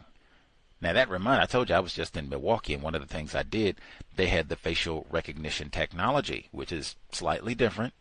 And they were saying, oh, this is the best thing ever. And it reminded me of that for several reasons. One, during that meeting that I attended at City Hall in Milwaukee, they said, oh, yeah, we being different enforcement agencies, whether that's from jurisdiction to jurisdiction, whether that's local to federal, whatever that might be, we swap information and technologies. That's one, like, wow, white people do that sort of thing, and we read about that in the Half Has Been Told. But they had lots of concern specifically about racism and the application of all this newfangled technology. Now they're saying with the license plate readers, it seemed like it's connected to Renee Good and this white man. Matter of fact, I'm not saying their names anymore. Done with that. ICE has killed a lot of people. It can't be that the only names of the people we know killed by ICE are two suspected racists. Like, no. So, no more of that. But they're connecting it to these suspected racists who were killed by the ICE officials. Oh no, we can't do that. Y'all gonna be swapping the information with the old ICE people and letting them go out and do this to good, upstanding race soldier citizens. Oh no, we can't do that. Like, that's the rationale being given for why they don't want to do the license. Like, matter of fact, when I was in Milwaukee, that was a part of the justification for why the facial recognition technology was cool, because hey, y'all are okay with the license plate technology, and we've solved lots of crimes with that. Hey, we'd have got that old scoundrel Maxwell Anderson quicker with license plate technology. Ain't that so? Ain't that so? Ain't that so? Oh, and I think they did, because he was driving her car, so they picked up her car. They said, yeah, that was a part of the case. That was a part of the case. That's how we tracked the vehicles, so we knew their exact locations, because we could pick them out on the street. And if we'd had the facial recognition technology, it would have been even more airtight. Okay. Even with that, the black people in Milwaukee, they don't even have housing. Mr. Imem, he got to get on that. Come on. We don't need no more cameras. We don't need no more cameras. Even you got white people saying, yes, we don't need no more cameras. Let's see. Mr. Zuckerberg testifying about the technology being addictive, designed to be addicting, compulsive, obsessive with the children, the young people. Isn't that with 17 years. White people do not care about children. I don't even stick Jeff Epstein on that. I'm very familiar with that. I don't even stick Jeff Epstein on that. It's so much material.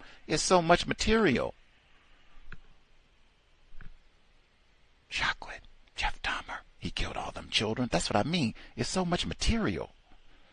Anyway, but they said Mr. Zuckerberg, suspected racist. I think that's Cowbell 2. They said Mr. Zuckerberg, Stanford 2. I might be incorrect on that. I'll have to double check to make sure there's a Stanford connect. I'll withdraw on the Stanford, but still. Mr. Zuckerberg got to go and answer all these questions. One, I have to give credit to Dr. Frances Cress Welsing. It is Black History Month. She did say 13 years ago, hey, people are getting addicted. Get off of these phones. All of this foolishness. You're not even paying attention to what is going on. You're so obsessed, compulsively, got to be looking and such. We said for a long time, do not give your child, if they are classified as black, non-white, period, do not give your offspring a cell phone. Wait as long as you possibly can. Monitor. Do not just throw them on the computer, sit them in front of that screen and bail out. We talked about that. Parents giving their child, like literally gifting their child their own phone at 6, 5, 4, 10, 12. That is insanity. Wait as long as you can. Dumb phone if it's about safety. Dumb phone if it's about safety and you don't want them to shoot up the school. Fine, but man, wait as long as you can. Really, you put that segment with the cryptocurrency report, because a lot of that human trafficking is children and non-white people. You put those two together, and you've already, well, I guess if you pay attention to the news and such, you've already seen there are a lot of cases of that sort of thing already. Just getting worse. Ugh. Matter of fact, I'm gonna pause because we did not hear this report. Can't play audio of everything. There were so many things to report on, but this report from, make sure I get the date correct, from February 20, so yesterday. Today is February 21. Minister Malcolm X assassinated February 21, 1965. But this report. Generating child exploitation, the rise of AI, child sexually abusive material. The use of artificial intelligence has increased exponentially in the past few years, but as technology evolves, so do the ways criminals use it for nefarious purposes. Law enforcement has seen more uses of artificial intelligence to exploit children by people using generators to create child sexually abusive material. Although the content of this material is fake, the consequences when it is found out are real. Now, I'm skipping down just a teaspoon through some of the material, get a little bit lower. Okay. A former Northview Public School employee, Joshua Balhorn, Balhorn, is also facing prison time. He has a case moving through the Grand Rapids court system after allegedly using AI to make nude images using the faces of former students. Former students. I could repeat what I just said, about not caring, and I'm so glad I do not have offspring. You have so much to process if you are the parent of a non-white child. This is a problem for the boys and the girls. The boys and the girls. This is a problem. Talk to your children honestly. Let's see. Get back onto the reports that we did hear. I would make sure to talk to your children about the testimony from Mark Zuckerberg. If they grouse and complain, why won't you get me a phone? My parents are so lame, and all the other right. And put those two together about the child trafficking. Put those two together, and put all of that together with Tania Tovar, and I'm going to spell the name real slowly. I skipped the report, no worries. Her name is T-N-E-Y-A.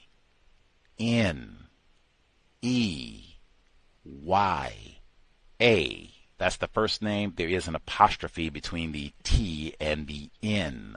Last name, Tovar, T-O-V as in vice, A-R. Tania Tovar, 17-year-old black female. 17-year-old black female. I have no idea. One, I do not have offspring. I have no idea what her attempted parents told her. They could have talked about Neely Fuller Jr. every day. Dr. Welsing, every day. Counter racism, every day. I have no idea. But I do know that many parents do not talk to their children at all about white supremacy, racism, and I mean at all. Many of us are guilty of this. We could do a lot better. I said way back with Sade C. Robinson, who was 19, killed and dismembered by a 33-year-old race soldier going out to bars where she's not even ID'd. I said then, talk to your children honestly about racism.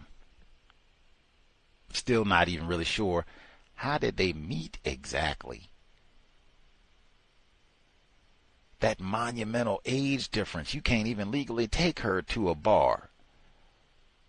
Soon as I saw this, and when I saw Miss Tovar, she looks similar to Sade C. Robinson as two attractive, young, teenage black females, 17 and 19. How does, same thing I said with Sade C. Robinson in Wisconsin, how does Miss Tovar's cases in California, how does a 19-year-old end up with a 33-year-old? What do you mean meet at the bar? I can't even legally meet you at the bar. How does a 17-year-old end up with a 51-year-old who the neighbors think, ooh, that's the creepy dude, scary house dude, scary house dude. What is, I can only repeat, what does Mr. Fuller have at the beginning of the book? If you do not understand racism, white supremacy, what it is, how it works, you can make fatal errors. Fatal errors. She is a victim, totally taken advantage of, but wow, How did they? If I find out, I'm gonna pay attention just to find that out. Like, was this an online type of a thing, and whatever. She is a victim. She was 17. It's child abuse. But Jesus Christ, is that what is lurking? Like, you're online and you think because they got cases like that where you're online, it'll be a child, boys and girls. You think I'm talking to somebody that 18, 19, 20, they're 51 even. I said that was shot at 33. 33? Why are you talking to somebody that just graduated high school? You can't even go to the bar legally. What? Especially in both of these cases, we're going to end up finding dismembered body parts.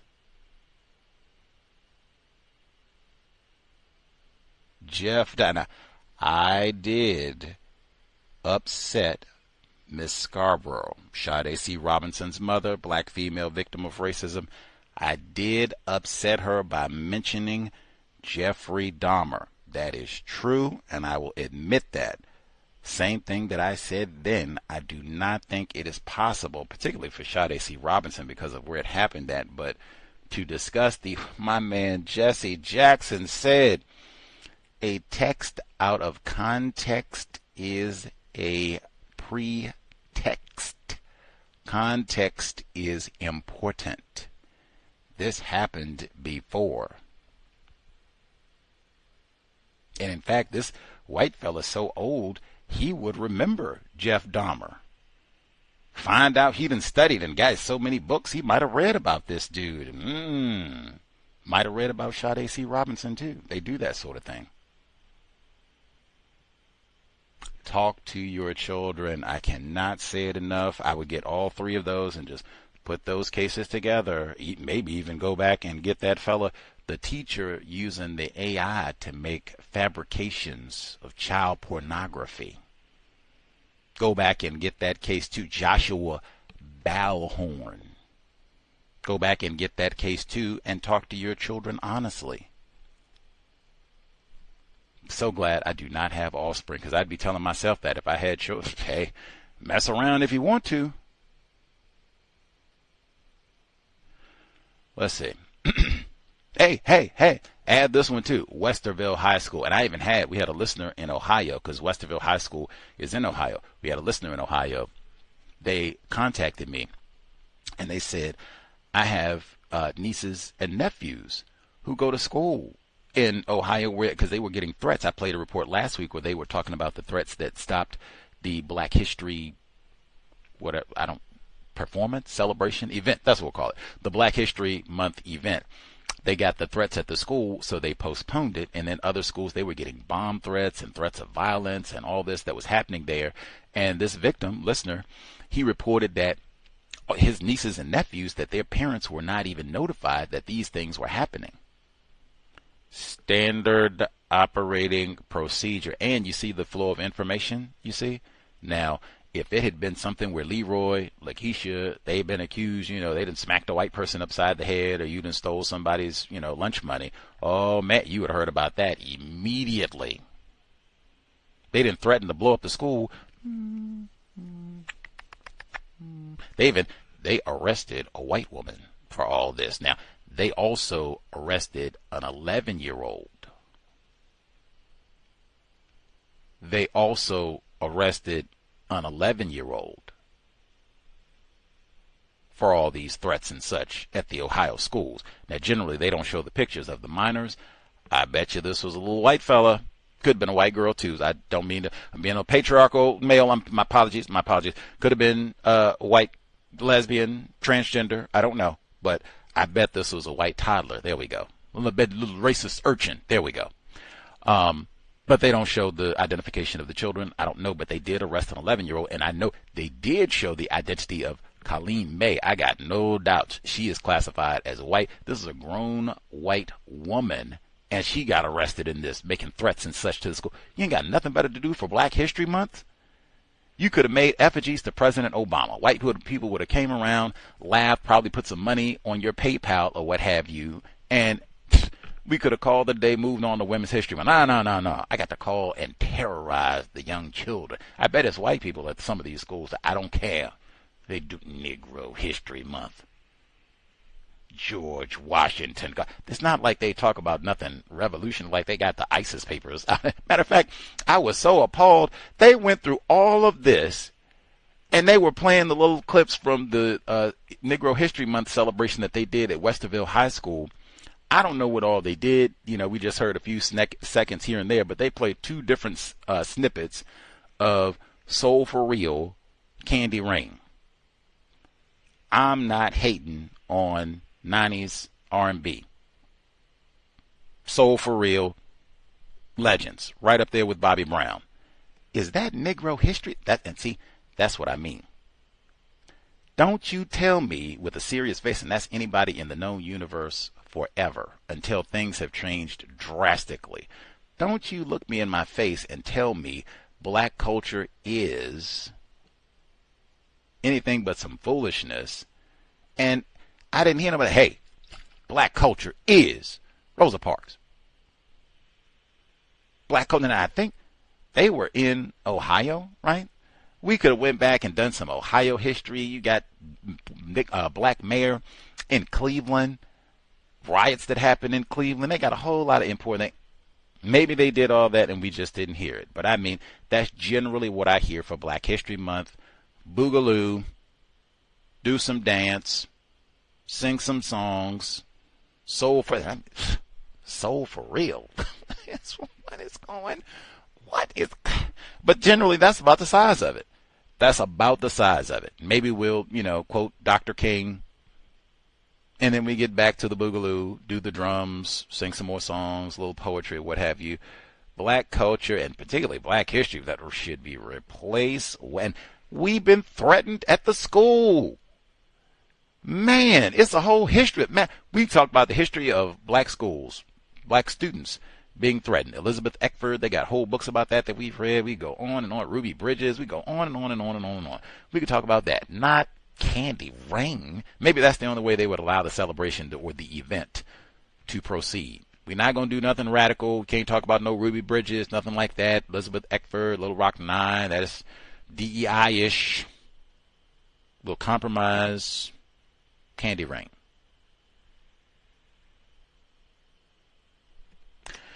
Rather not have the ceremony. Now, maybe they did other things. I will caveat, maybe they did other things and we just didn't hear.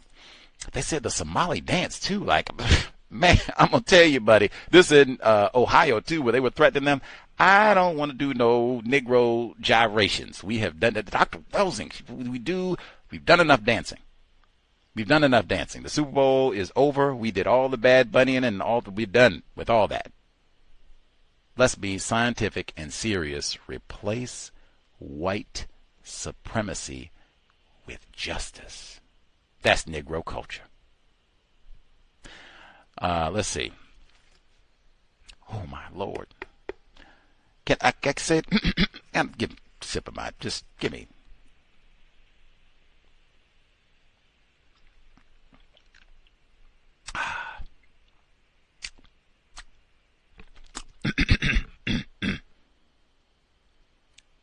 White people do not care about children. Now, I have to give full transparency. I'm ignorant about a lot of things. One of the few things I'm not ignorant about is the spelling with this case, so I can at least spell it correctly. Myron, M-Y-R-O-N, Shorbagian. I think that's how you say it. I could be totally wrong. I'm a little niggardly. The spelling, C-H-O-R-B as in boy, A-J-I-A-N. Now that is a handle, right? I think that's Shorbagian, right? I think that if you got a better guess, I'm all ears, as they say. And so that's Myron, and then we got Kathleen, the wife, Shorbagian. I guess I should have said Pastor Myron Shorbagian. This is in South Carolina, Greenville, South Carolina. White couple suspected race soldiers. Now, they're accused of all these horrific acts of child abuse and got the children eaten out of the dumpster. Delectable Negro, animal abuse. I'm still vegan. I mean, just horrendous things. Now, same thing. They don't show the minors, so I don't know if these are non-white children. But when they said Pastor Myron would go before his South Carolina congregation and tell them these troubled children were sinful, ungrateful. That sound kind of plantation right there. We got these no count ungrateful niggers, and we done adopted you and brought you into a nice white man's home, and this is the thanks we get. This is the thanks we get. You gonna grovel and accuse us of even sound like a Devontae. I heard this. I swear I've heard all this before. I could be totally wrong. I don't have any pictures. These could be white children. Not that it would make it, and I could say what I said. It would still apply. White people do not care about children. It would still be totally applicable. Only difference would be, are these children that they did all this to, are they classified as black, non-white? I could believe that in South Carolina for sure. Vontae. Let's see. I did skip that report about Ashley Murph. That's the race soldier white woman who socked a black female in the face over some chicken at Sam's Club. Like, I can only say, I don't eat the chicken. I just told you I'm plant-based, but man, anything out in public, parking place, the tater tots. Remember, it was hand sanitizer during the COVID-19. Anything, paper towels, that toilet paper. Oh, they were ready to kill you over a roll of toilet paper. Anything in a system of white supremacy, and particularly this one, she's called her Negra, and then bow. And Mr. Fuller said that. He said, you're in any environment, and somebody, Negra, it is time to go. Drop everything. Violence, gunfire might erupt in the next 5 seconds. It is time to go. Unless you are ready to kill and die in the next 5 seconds, it's time to go. It's nothing else to discuss. It's time to go. Danger has already been declared. Hey, we're already in danger. It has escalated dramatically. Time to go. Tell that to your offspring. Time to go. No time to prove I'm tough. You don't say that to me. Who do you think? Pfft. Time to go. Said the victim got headaches, and which I would too. Somebody a bowl bopped me on my head accidentally this week, and I still feel some type of way about that this week. Let's see. The segment I did think significant. They were talking about they have more African Christians on the planet, more non-white Christians, so-called, on the planet, and they sourced one of the reasons: white genetic annihilation. You have fewer white people, and then the white people who are here, they're not doing the church thing. They're doing flagrant now religion of white supremacy, racism. We're not even doing I'm a pretend Christian, and I'm a pretend Baha'i. I'm a race soldier. I'm not here socking black females at Sam's Club over chicken. I don't turn the other cheek. I sock niggers. Let's see. They talked to Heidi Beirich. I'll give the spelling. Heidi, last name Beirich. She is for sure classified as white. They had her on to talk about the rise in all the white supremacist imagery, symbolism, paraphernalia online, other environments. And they asked her about the Willie Horton presidential ad from the 1980s, which is about this black male rapist that white people let out, which helped get George Bush the first into the White House. And so she says, well, it is a racially inflammatory joke that or ad that could be, one could say, racially charged. It's racially charged. One could say it's racist. Racially charged? Do you get a shock when you watch? Like, what? Does it run up your light bill? Racially charged? They come up with all these lame terms. A raping nigger. Vote. We don't want no raping niggers. Vote for me.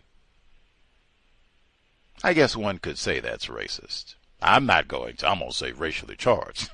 And she goes on. She says that's a small thing in comparison to what we see now. As a privileged black male, I do not ever think it is a small thing to have a national presidential campaign that for the next 40 years, people talk about how Willie Horton, the raping black male, totally changed an election and who was in the White House for the next 4 years. I do not think that is a small thing at all. In fact, this is so much not a small thing. I knew exactly what it was as soon as they started. Like, they talk about this ad in political science classes, and I have anything related to white supremacy. Racism is never a small thing. And in this instance, it's just more the same. Raping niggers, gorilla niggers. What are we talking? It's all the same. All the same. All this. Just drop the progress. Different iterations of the same system of white supremacy.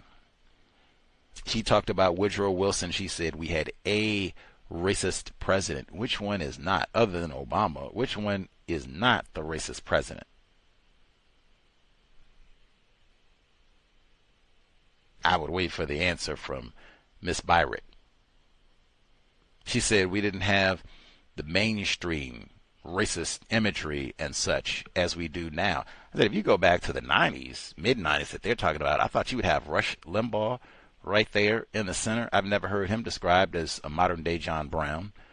You would have Tim McVeigh peddling the Turner Diaries down at Waco. And then I said, wait a minute. Reb Dill up at Columbine, they had a website with a lot of racism, and they didn't like O.J. Simpson, 90s. Or what's the network with the frog, the WN network, UPN or whatever it is. They said they hated that network because they had a lot of Negro entertainment there. They were not a fan of, whatever black television viewing they offered there. They hated that with a little frog on it. Anyway, but different iterations of the same system of white supremacy racism. And from a white one, Heidi Byrick from the Global Project Against Hate and Extremism, saying that it was a totally different environment in the 90s. Really? Like, what in the Tim McVeigh are you talking about?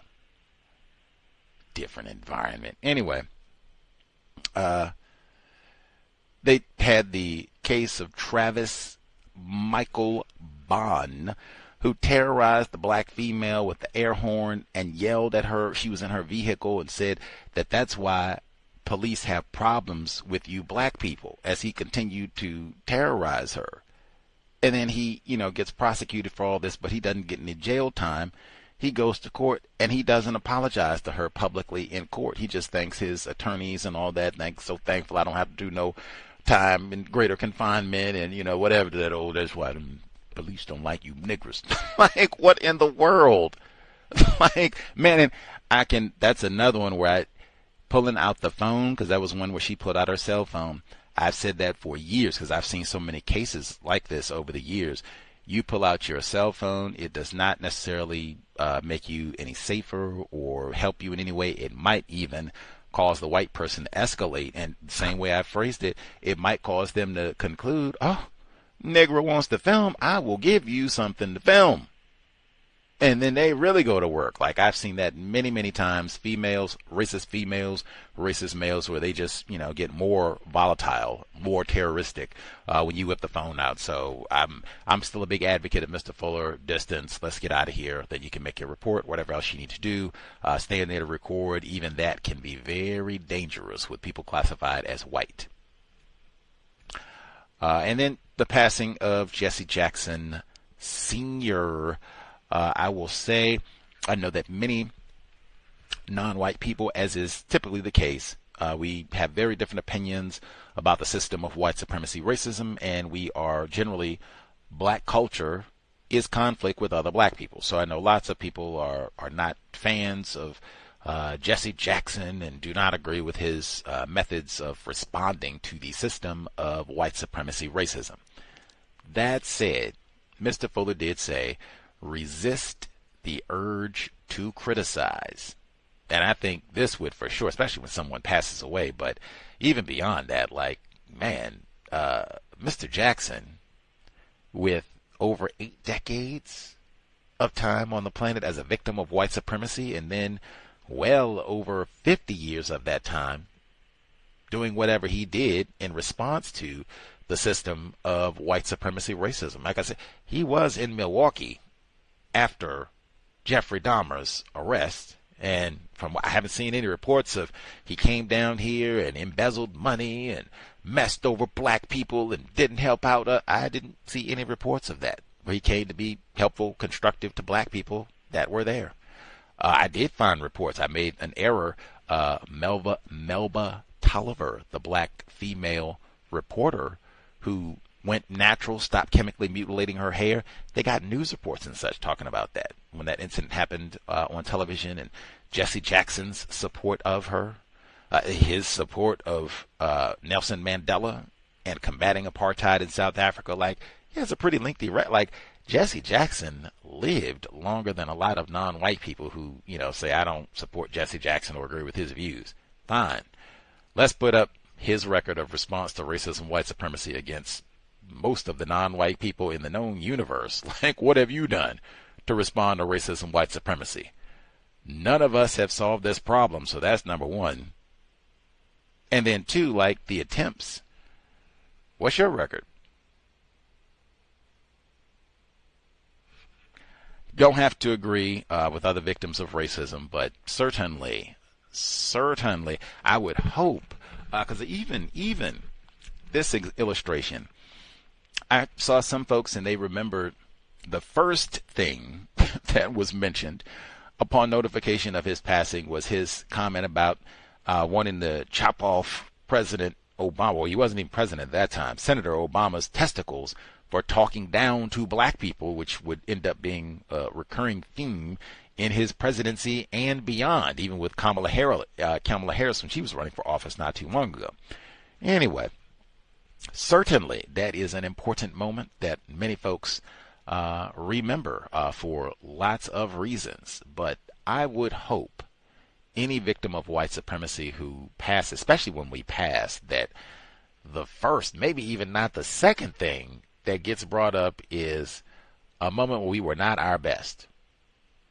As a victim of racism, I would hope it's, oh man, remember that time he slipped and dropped the cake and fell and ruined the whole party? Remember that? Oh my God. But I would hope, yes, we can include all of that. I certainly did remember all of that. But man, Jesse Jackson was in Buffalo in the midst of the .22 caliber killings. That's another one. And even with hindsight, I didn't see any reports of the black people like I did with Ferguson, so I could put it in context. When Jesse Jackson went to Ferguson after the police shooting of Michael Brown Jr., I did see video, and I did read reports of black people saying, we are not interested in your help. We didn't ask you to be here. Beat it. I did see reports of that online. They got bunches of them. We talked about it live time.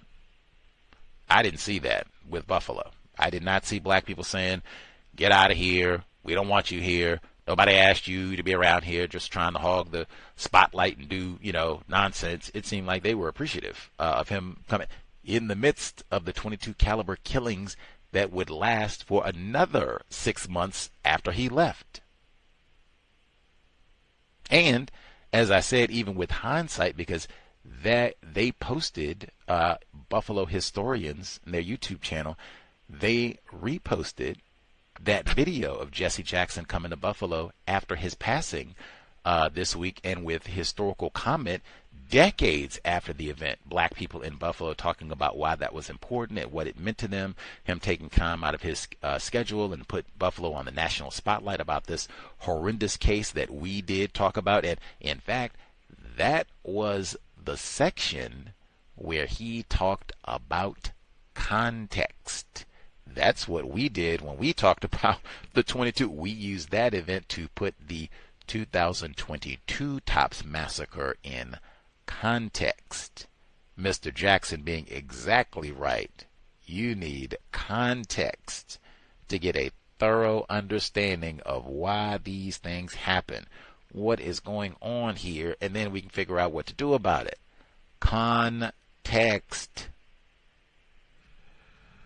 But yeah, I think where I would hope, certainly, and particularly for folks in the Chicago area, it might even just be for Gus T reading a book about Chicago history at this moment and have Jesse Jackson pass at this moment. He's such a towering figure in Chicago, certainly this part of the world and beyond, but certainly the city of Chicago, where they've had lots to say about him over the past 5 days or so since he passed.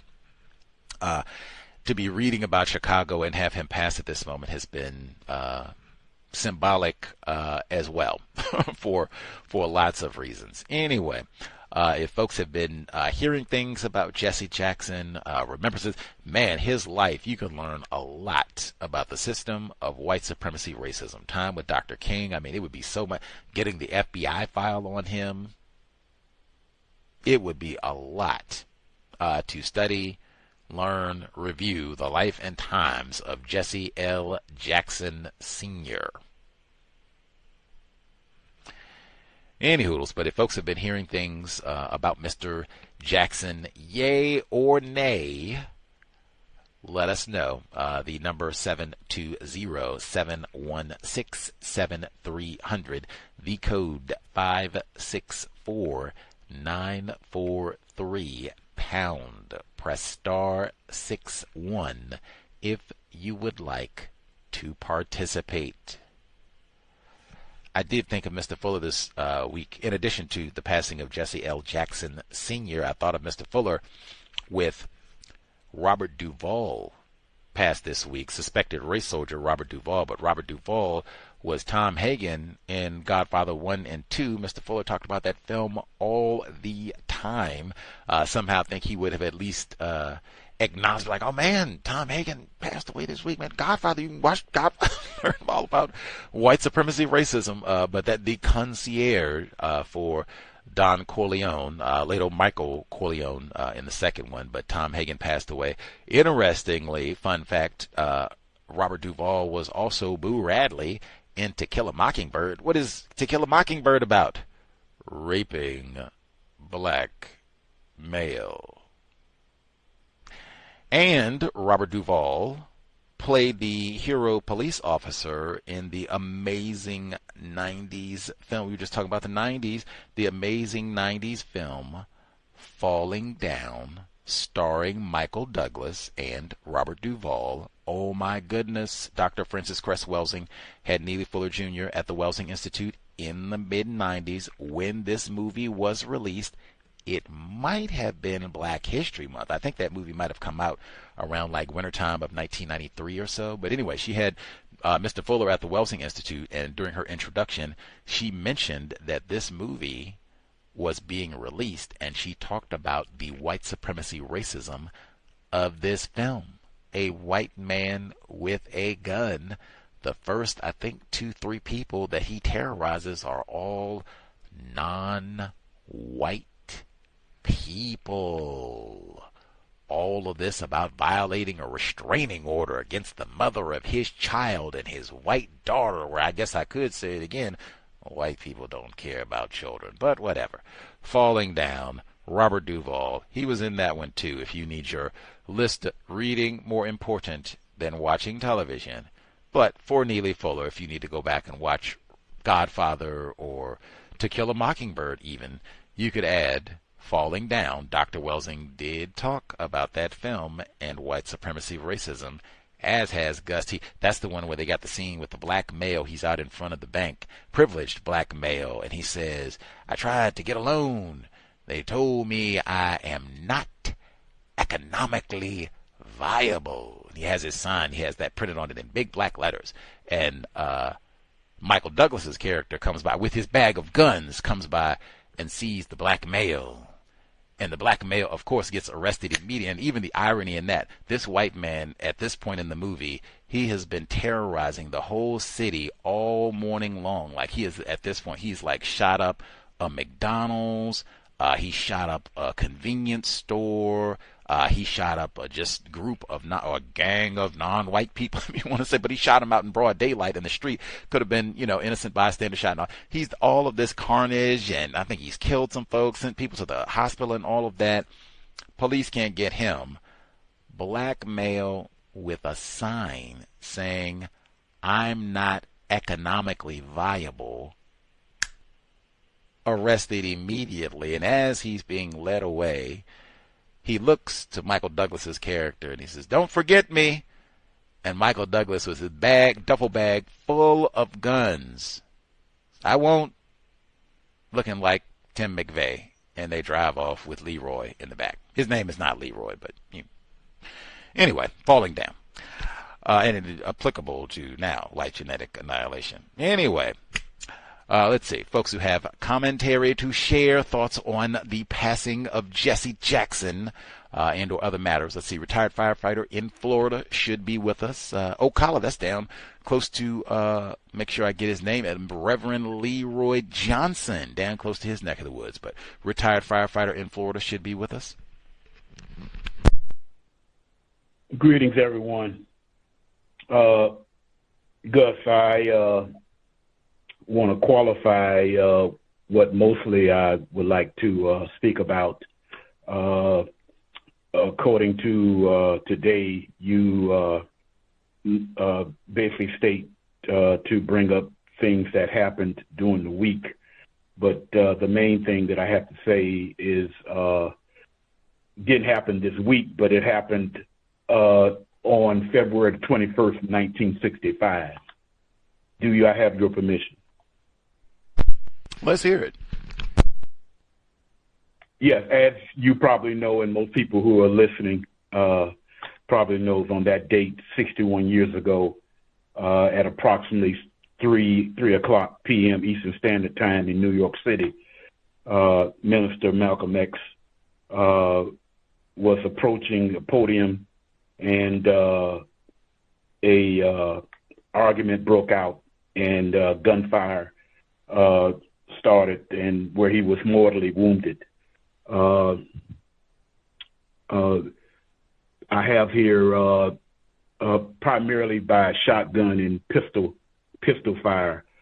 He was pronounced dead a few feet away from the Audubon Ballroom was a hospital by the name of Columbia Presbyterian Medical Center. I know it because when I actually visited the area, and it was a short walk from the Audubon Ballroom to that medical center. The main thing, other than his death, that was wrong with it, of course, by Minister Malcolm being not only a local or state or United States figure, he was also an international figure that deserved to be protected by what is called the U.S. government, but he wasn't, of course. So therefore, there's a lot of things that took place that still have not been corrected as far as that concerned. The person who actually was a part of the killing, because he was captured at the scene, Tamaj Hay, I'm not going to deal with the Arabic names because it'd be hard for me to pronounce.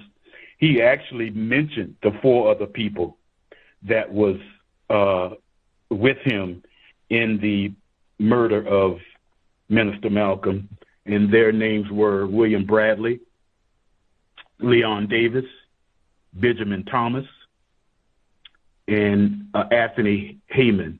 William Bradley was the person who had the sawed-off shotgun, which actually the wounds that was sustained by that shotgun was the wounds that was identified as the fatal wounds.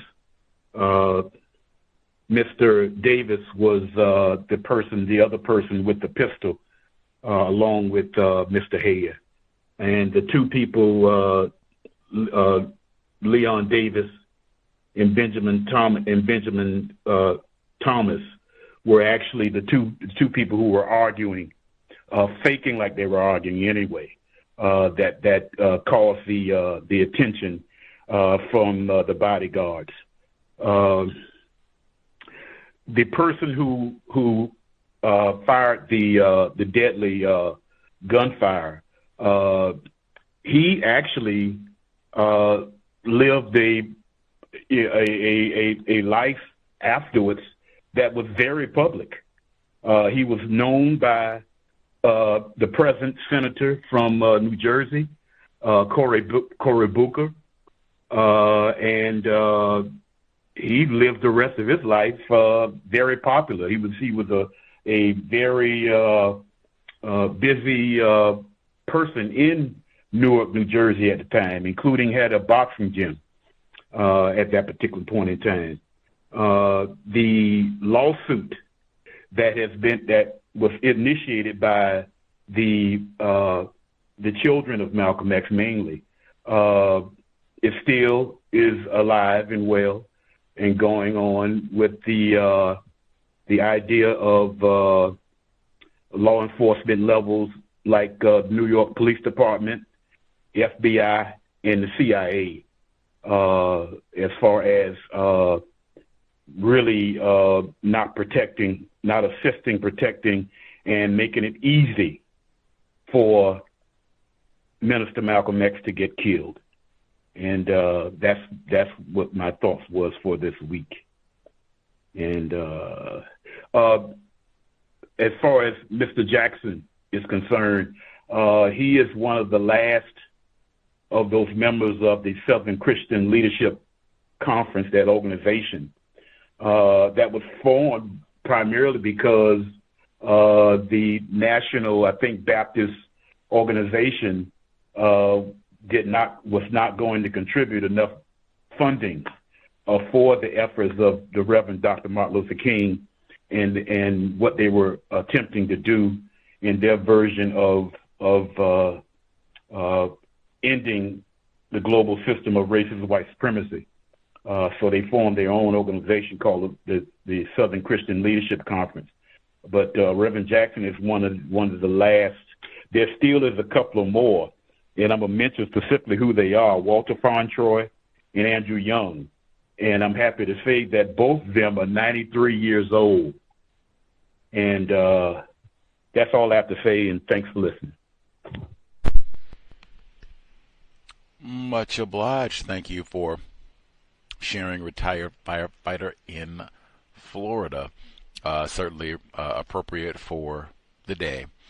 I was going to ask, are you familiar with Reverend Leroy Johnson down in Florida? Is he familiar down in Ocala, his efforts? Or I know it's a lot. Florida's a big state, so you might not know everybody down there. Yeah, Ocala is a little bit too far north, I guess, would be to know who he is. Yeah, as far as from where I'm at in the almost southernest part of the state of Florida, which is a pretty long state as far as they're concerned. No, I don't know.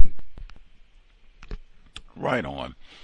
Appreciate the answer. It is a rather large state, and it's quite a few of you Negroes down there, so no crime there not knowing Mr. Johnson.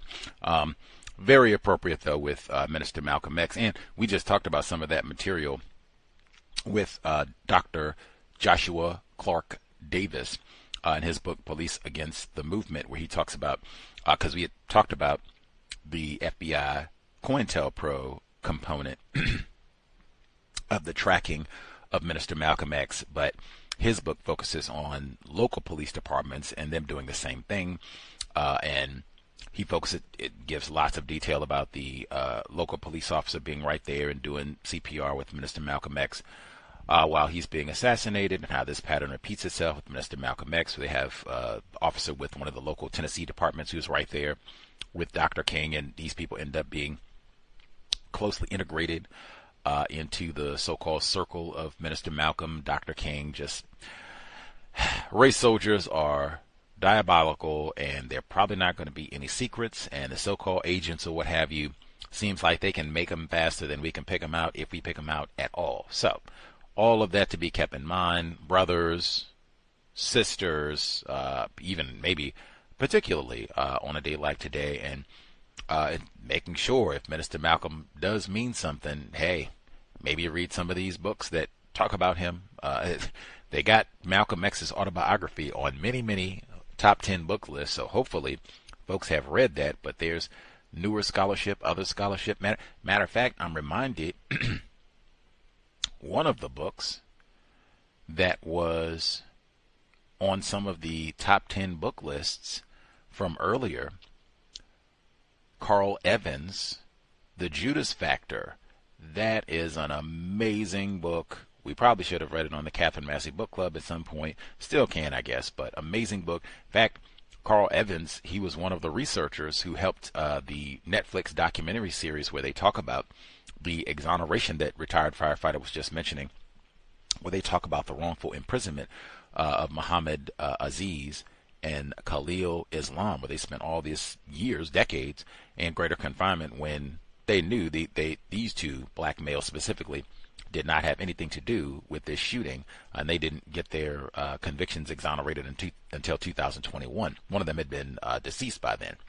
Anyway, Carl Evans, I think he's actually in the film too. If he's not in the film, he is definitely credited as one of the researchers, because his book lays out a lot of the details that they bring forth in that. I think it's a Netflix series on who killed Malcolm X. But if he's not in the film, they rely on his research. The book is amazing. It's so well researched, and includes a lot of information as well on the assassination of Patrice Lumumba, because that upset Minister Malcolm so much, and probably the same white people involved with both killings. There's your nonfiction book if you would like more reading. The Judas Factor, which again I cannot recommend enough, just phenomenal, so well researched. Footnotes, got other books that you can read as well, but and authored by a black author. I mean, what more can you ask? The Judas Factor, Carl Evans, and it's 2 Z's on the Evans, E-V-A-N-Z-Z. Carl Evans. That's the sort of thing you would need a black bookstore to get. That's the sort of book that I would think you would not be able to go and stumble into your typical black bookstore, or excuse me, just stumble into your typical white bookstore, and they're going to have The Judas Factor just sitting on the set. Now, maybe they can order it for you. Certainly now on Amazon you could order such a book, but that's the sort of thing. Black bookstore. Yes, that's, what we need all this for. Anyway, 720, the number again, much obliged, retired firefighter in Florida. The number again, 720-716-7300. The code 564943 pound. Press star 61 if you would like to participate. Oh, that was it. I forgot to ask, because he did mention Minister Jesse Jackson as well, and his connection to SCOC, and the difficulty in getting funding typically from white people. Have you heard any folks, criticizing Jesse Jackson since his passing, or, not having good things to say about the late Reverend? No, I haven't. I took that as a improvement that non-white people, racially classified as black, have taken into. I haven't heard any direct bad talk about the Reverend Jesse Jackson at all, especially by non-white people, racially classified as black. No, I haven't.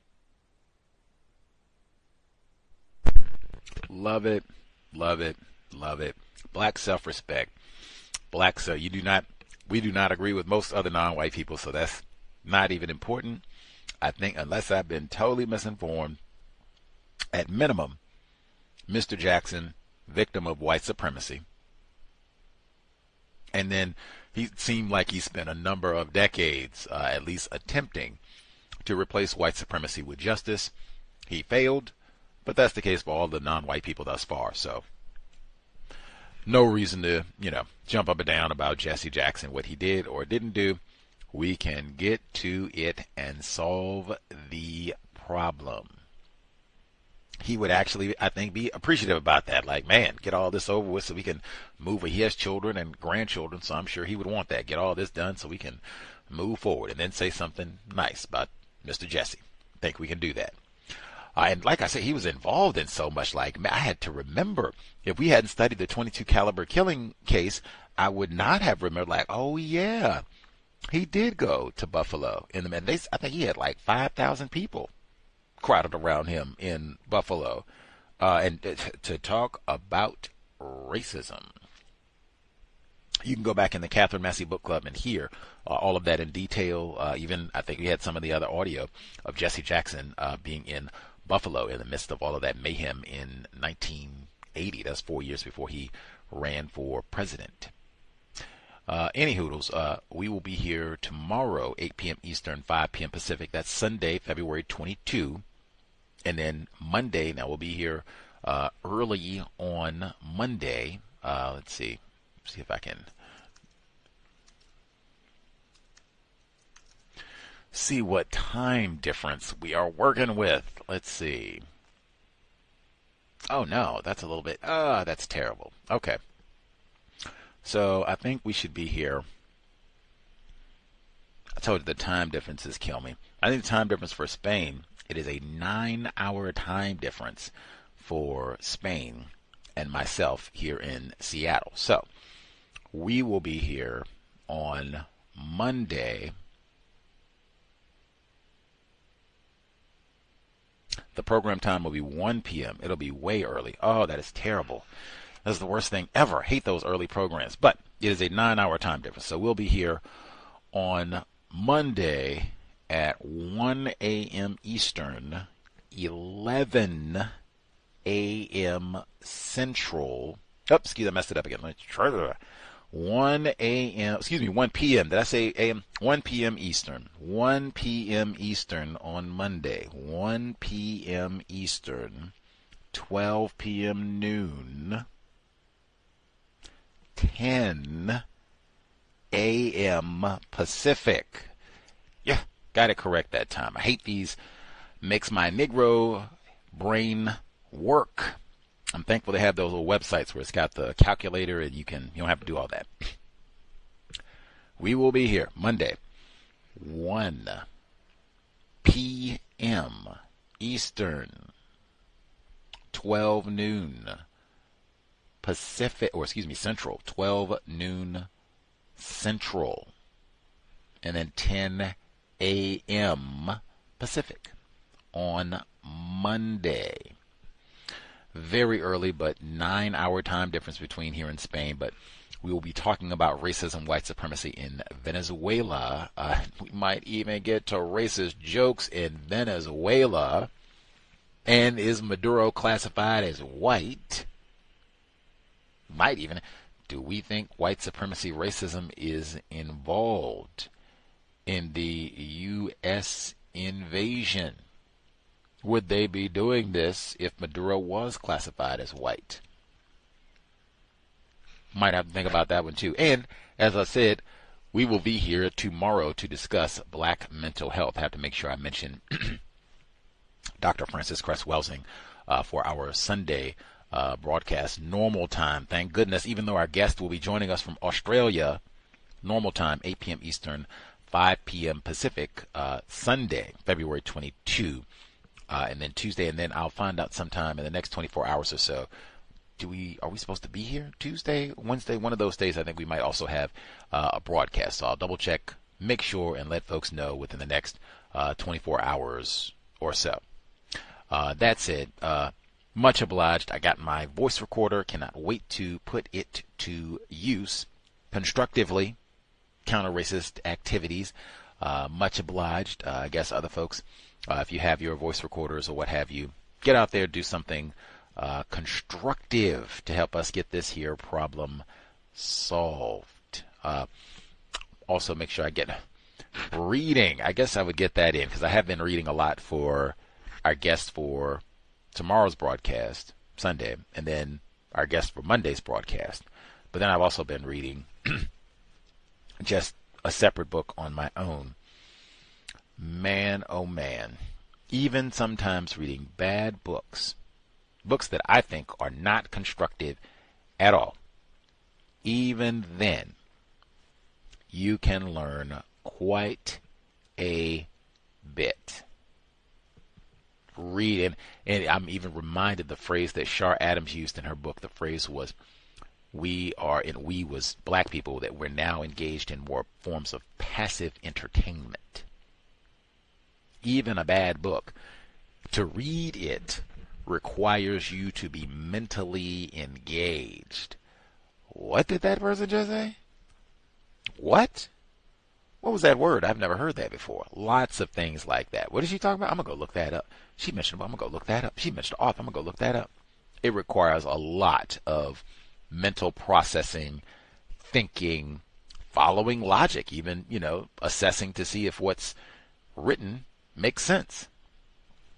All of that, I think, are skills that we generally don't get just sitting around and watching TV, and would amplify in there checking the news, even if it's just for attempted parents, so you can be abreast. Did they threaten my child's school this week? And then the sly officials at the schools not tell me anything about it. Be abreast of the news. And they're talking about racism and white supremacy all the time anyway, so certainly. And if you have children, talk to your offspring about that young lady. Make sure I give her name again. Let's see. So, okay, because she has a specific spelling. So it's T-N-E-Y-A,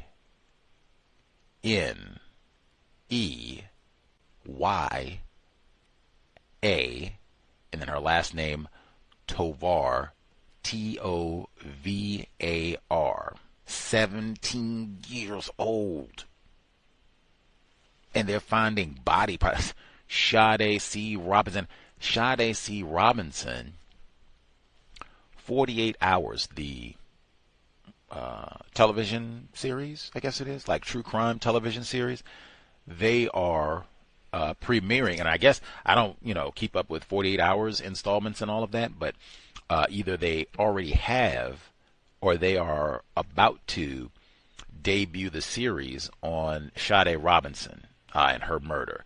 While I was in Milwaukee, the folks in charge of that series, they were coming down to Milwaukee and talking to Miss Scarborough and other folks involved in the case and what have you, so I knew all that was coming down the road. But I guess they, worked pretty quickly and they got all that together, so it is out. I shared the preview trailer, as it were, on social media earlier today. So if eventually the whole episode will be on YouTube, so I'll share it there, but it might be already like on demand type of a thing or what have you. Like I said, I do not keep up with 48 Hours, so maybe I'll go and take a gander, and if folks want to see the whole episode, they can do so. That might be a form of delectable Negro, all of that true crime and sitting around watching how people died. I mean, it might be a form of delectable Negro. What you can do to work against that, you can go to the foundation, Sade's Voice Foundation.com, SADES Voice Foundation.com. Stay abreast of what Miss Scarborough, Sade's mother, what she is doing with the foundation to keep her daughter's memory alive in the most constructive manner and to help other black victims of crime like Tanea Tovar, even though she's in California, not Wisconsin. But if you want to check out the 48-hour segment, once I find the full thing, I will share, let people, I guess, if you all find it before I do, if you, maybe we got some folks who do watch 48 hours, feel free, drop it untiljustice@gmail.com, let me know, and then I'll share with other folks. I'll probably watch it and see, Yeah, see what they do, especially because at this point they can include information from the trial. It looks like they talked to some of the white detectives who worked on the case and testified at the trial and all the rest of it. So check it out, see if you think it is constructive. That being said, again, thanks for my voice recorder, other folks who have supported us for 17 years. Hopefully we have been worthy of your time. And dang, Tanea Tovar is 17. Like, we started at the same time. That is... Talk to your offspring about Tanea Tovar. T-N-E-Y-A-T-O-V-A-R.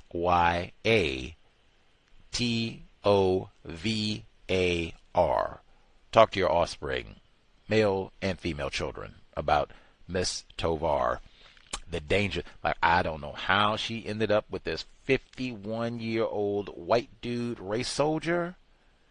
Man, if social media had something to say it one more time, wait as long as you can before you give your child a phone.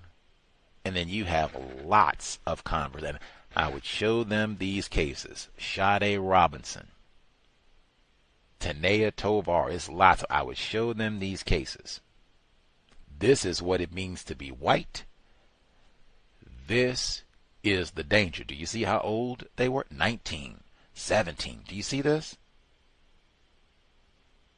Sometimes you only get one error, and that's going to be fatal. You don't get a whoops. I won't do that. Sometimes you don't get a whoops. I won't do that again.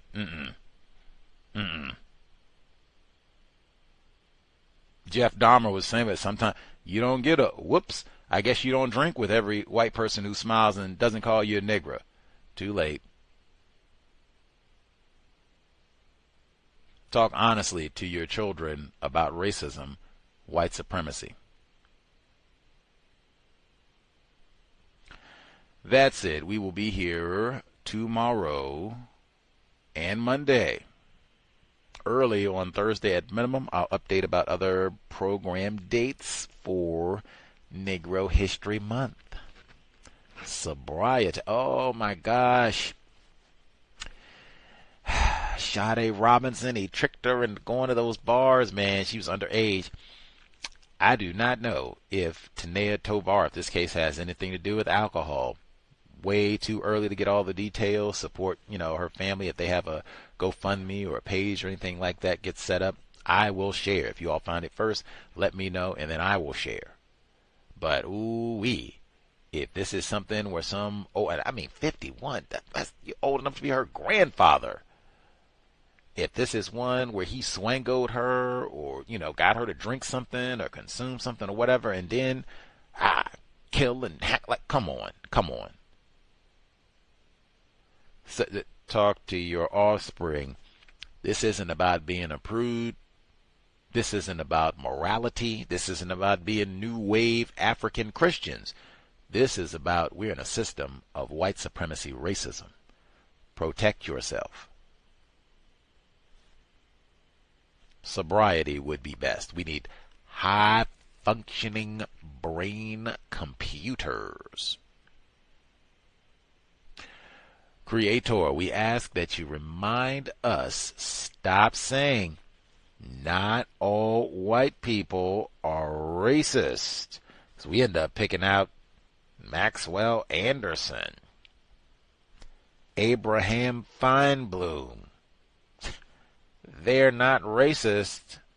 Wrong. Creator, we ask that you remind us, stop name-calling people classified as black. Remind us, stop producing throwaway offspring to be tortured and beaten by white race soldier pastors or killed and dismembered like Tanea Tovar, Sade C. Robinson. It has been time. Replace white supremacy with justice immediately. El Haj Malik El Shabazz. Minister Malcolm X. Context of white supremacy signing out. Thanks all for tuning in. Nigga, you so brainwashed. I'm a victim, brother. You're a victim. Man, I'm a victim of 400 years of conditioning. Shut up. The man has programmed my conditioning. Even my conditioning has been conditioned.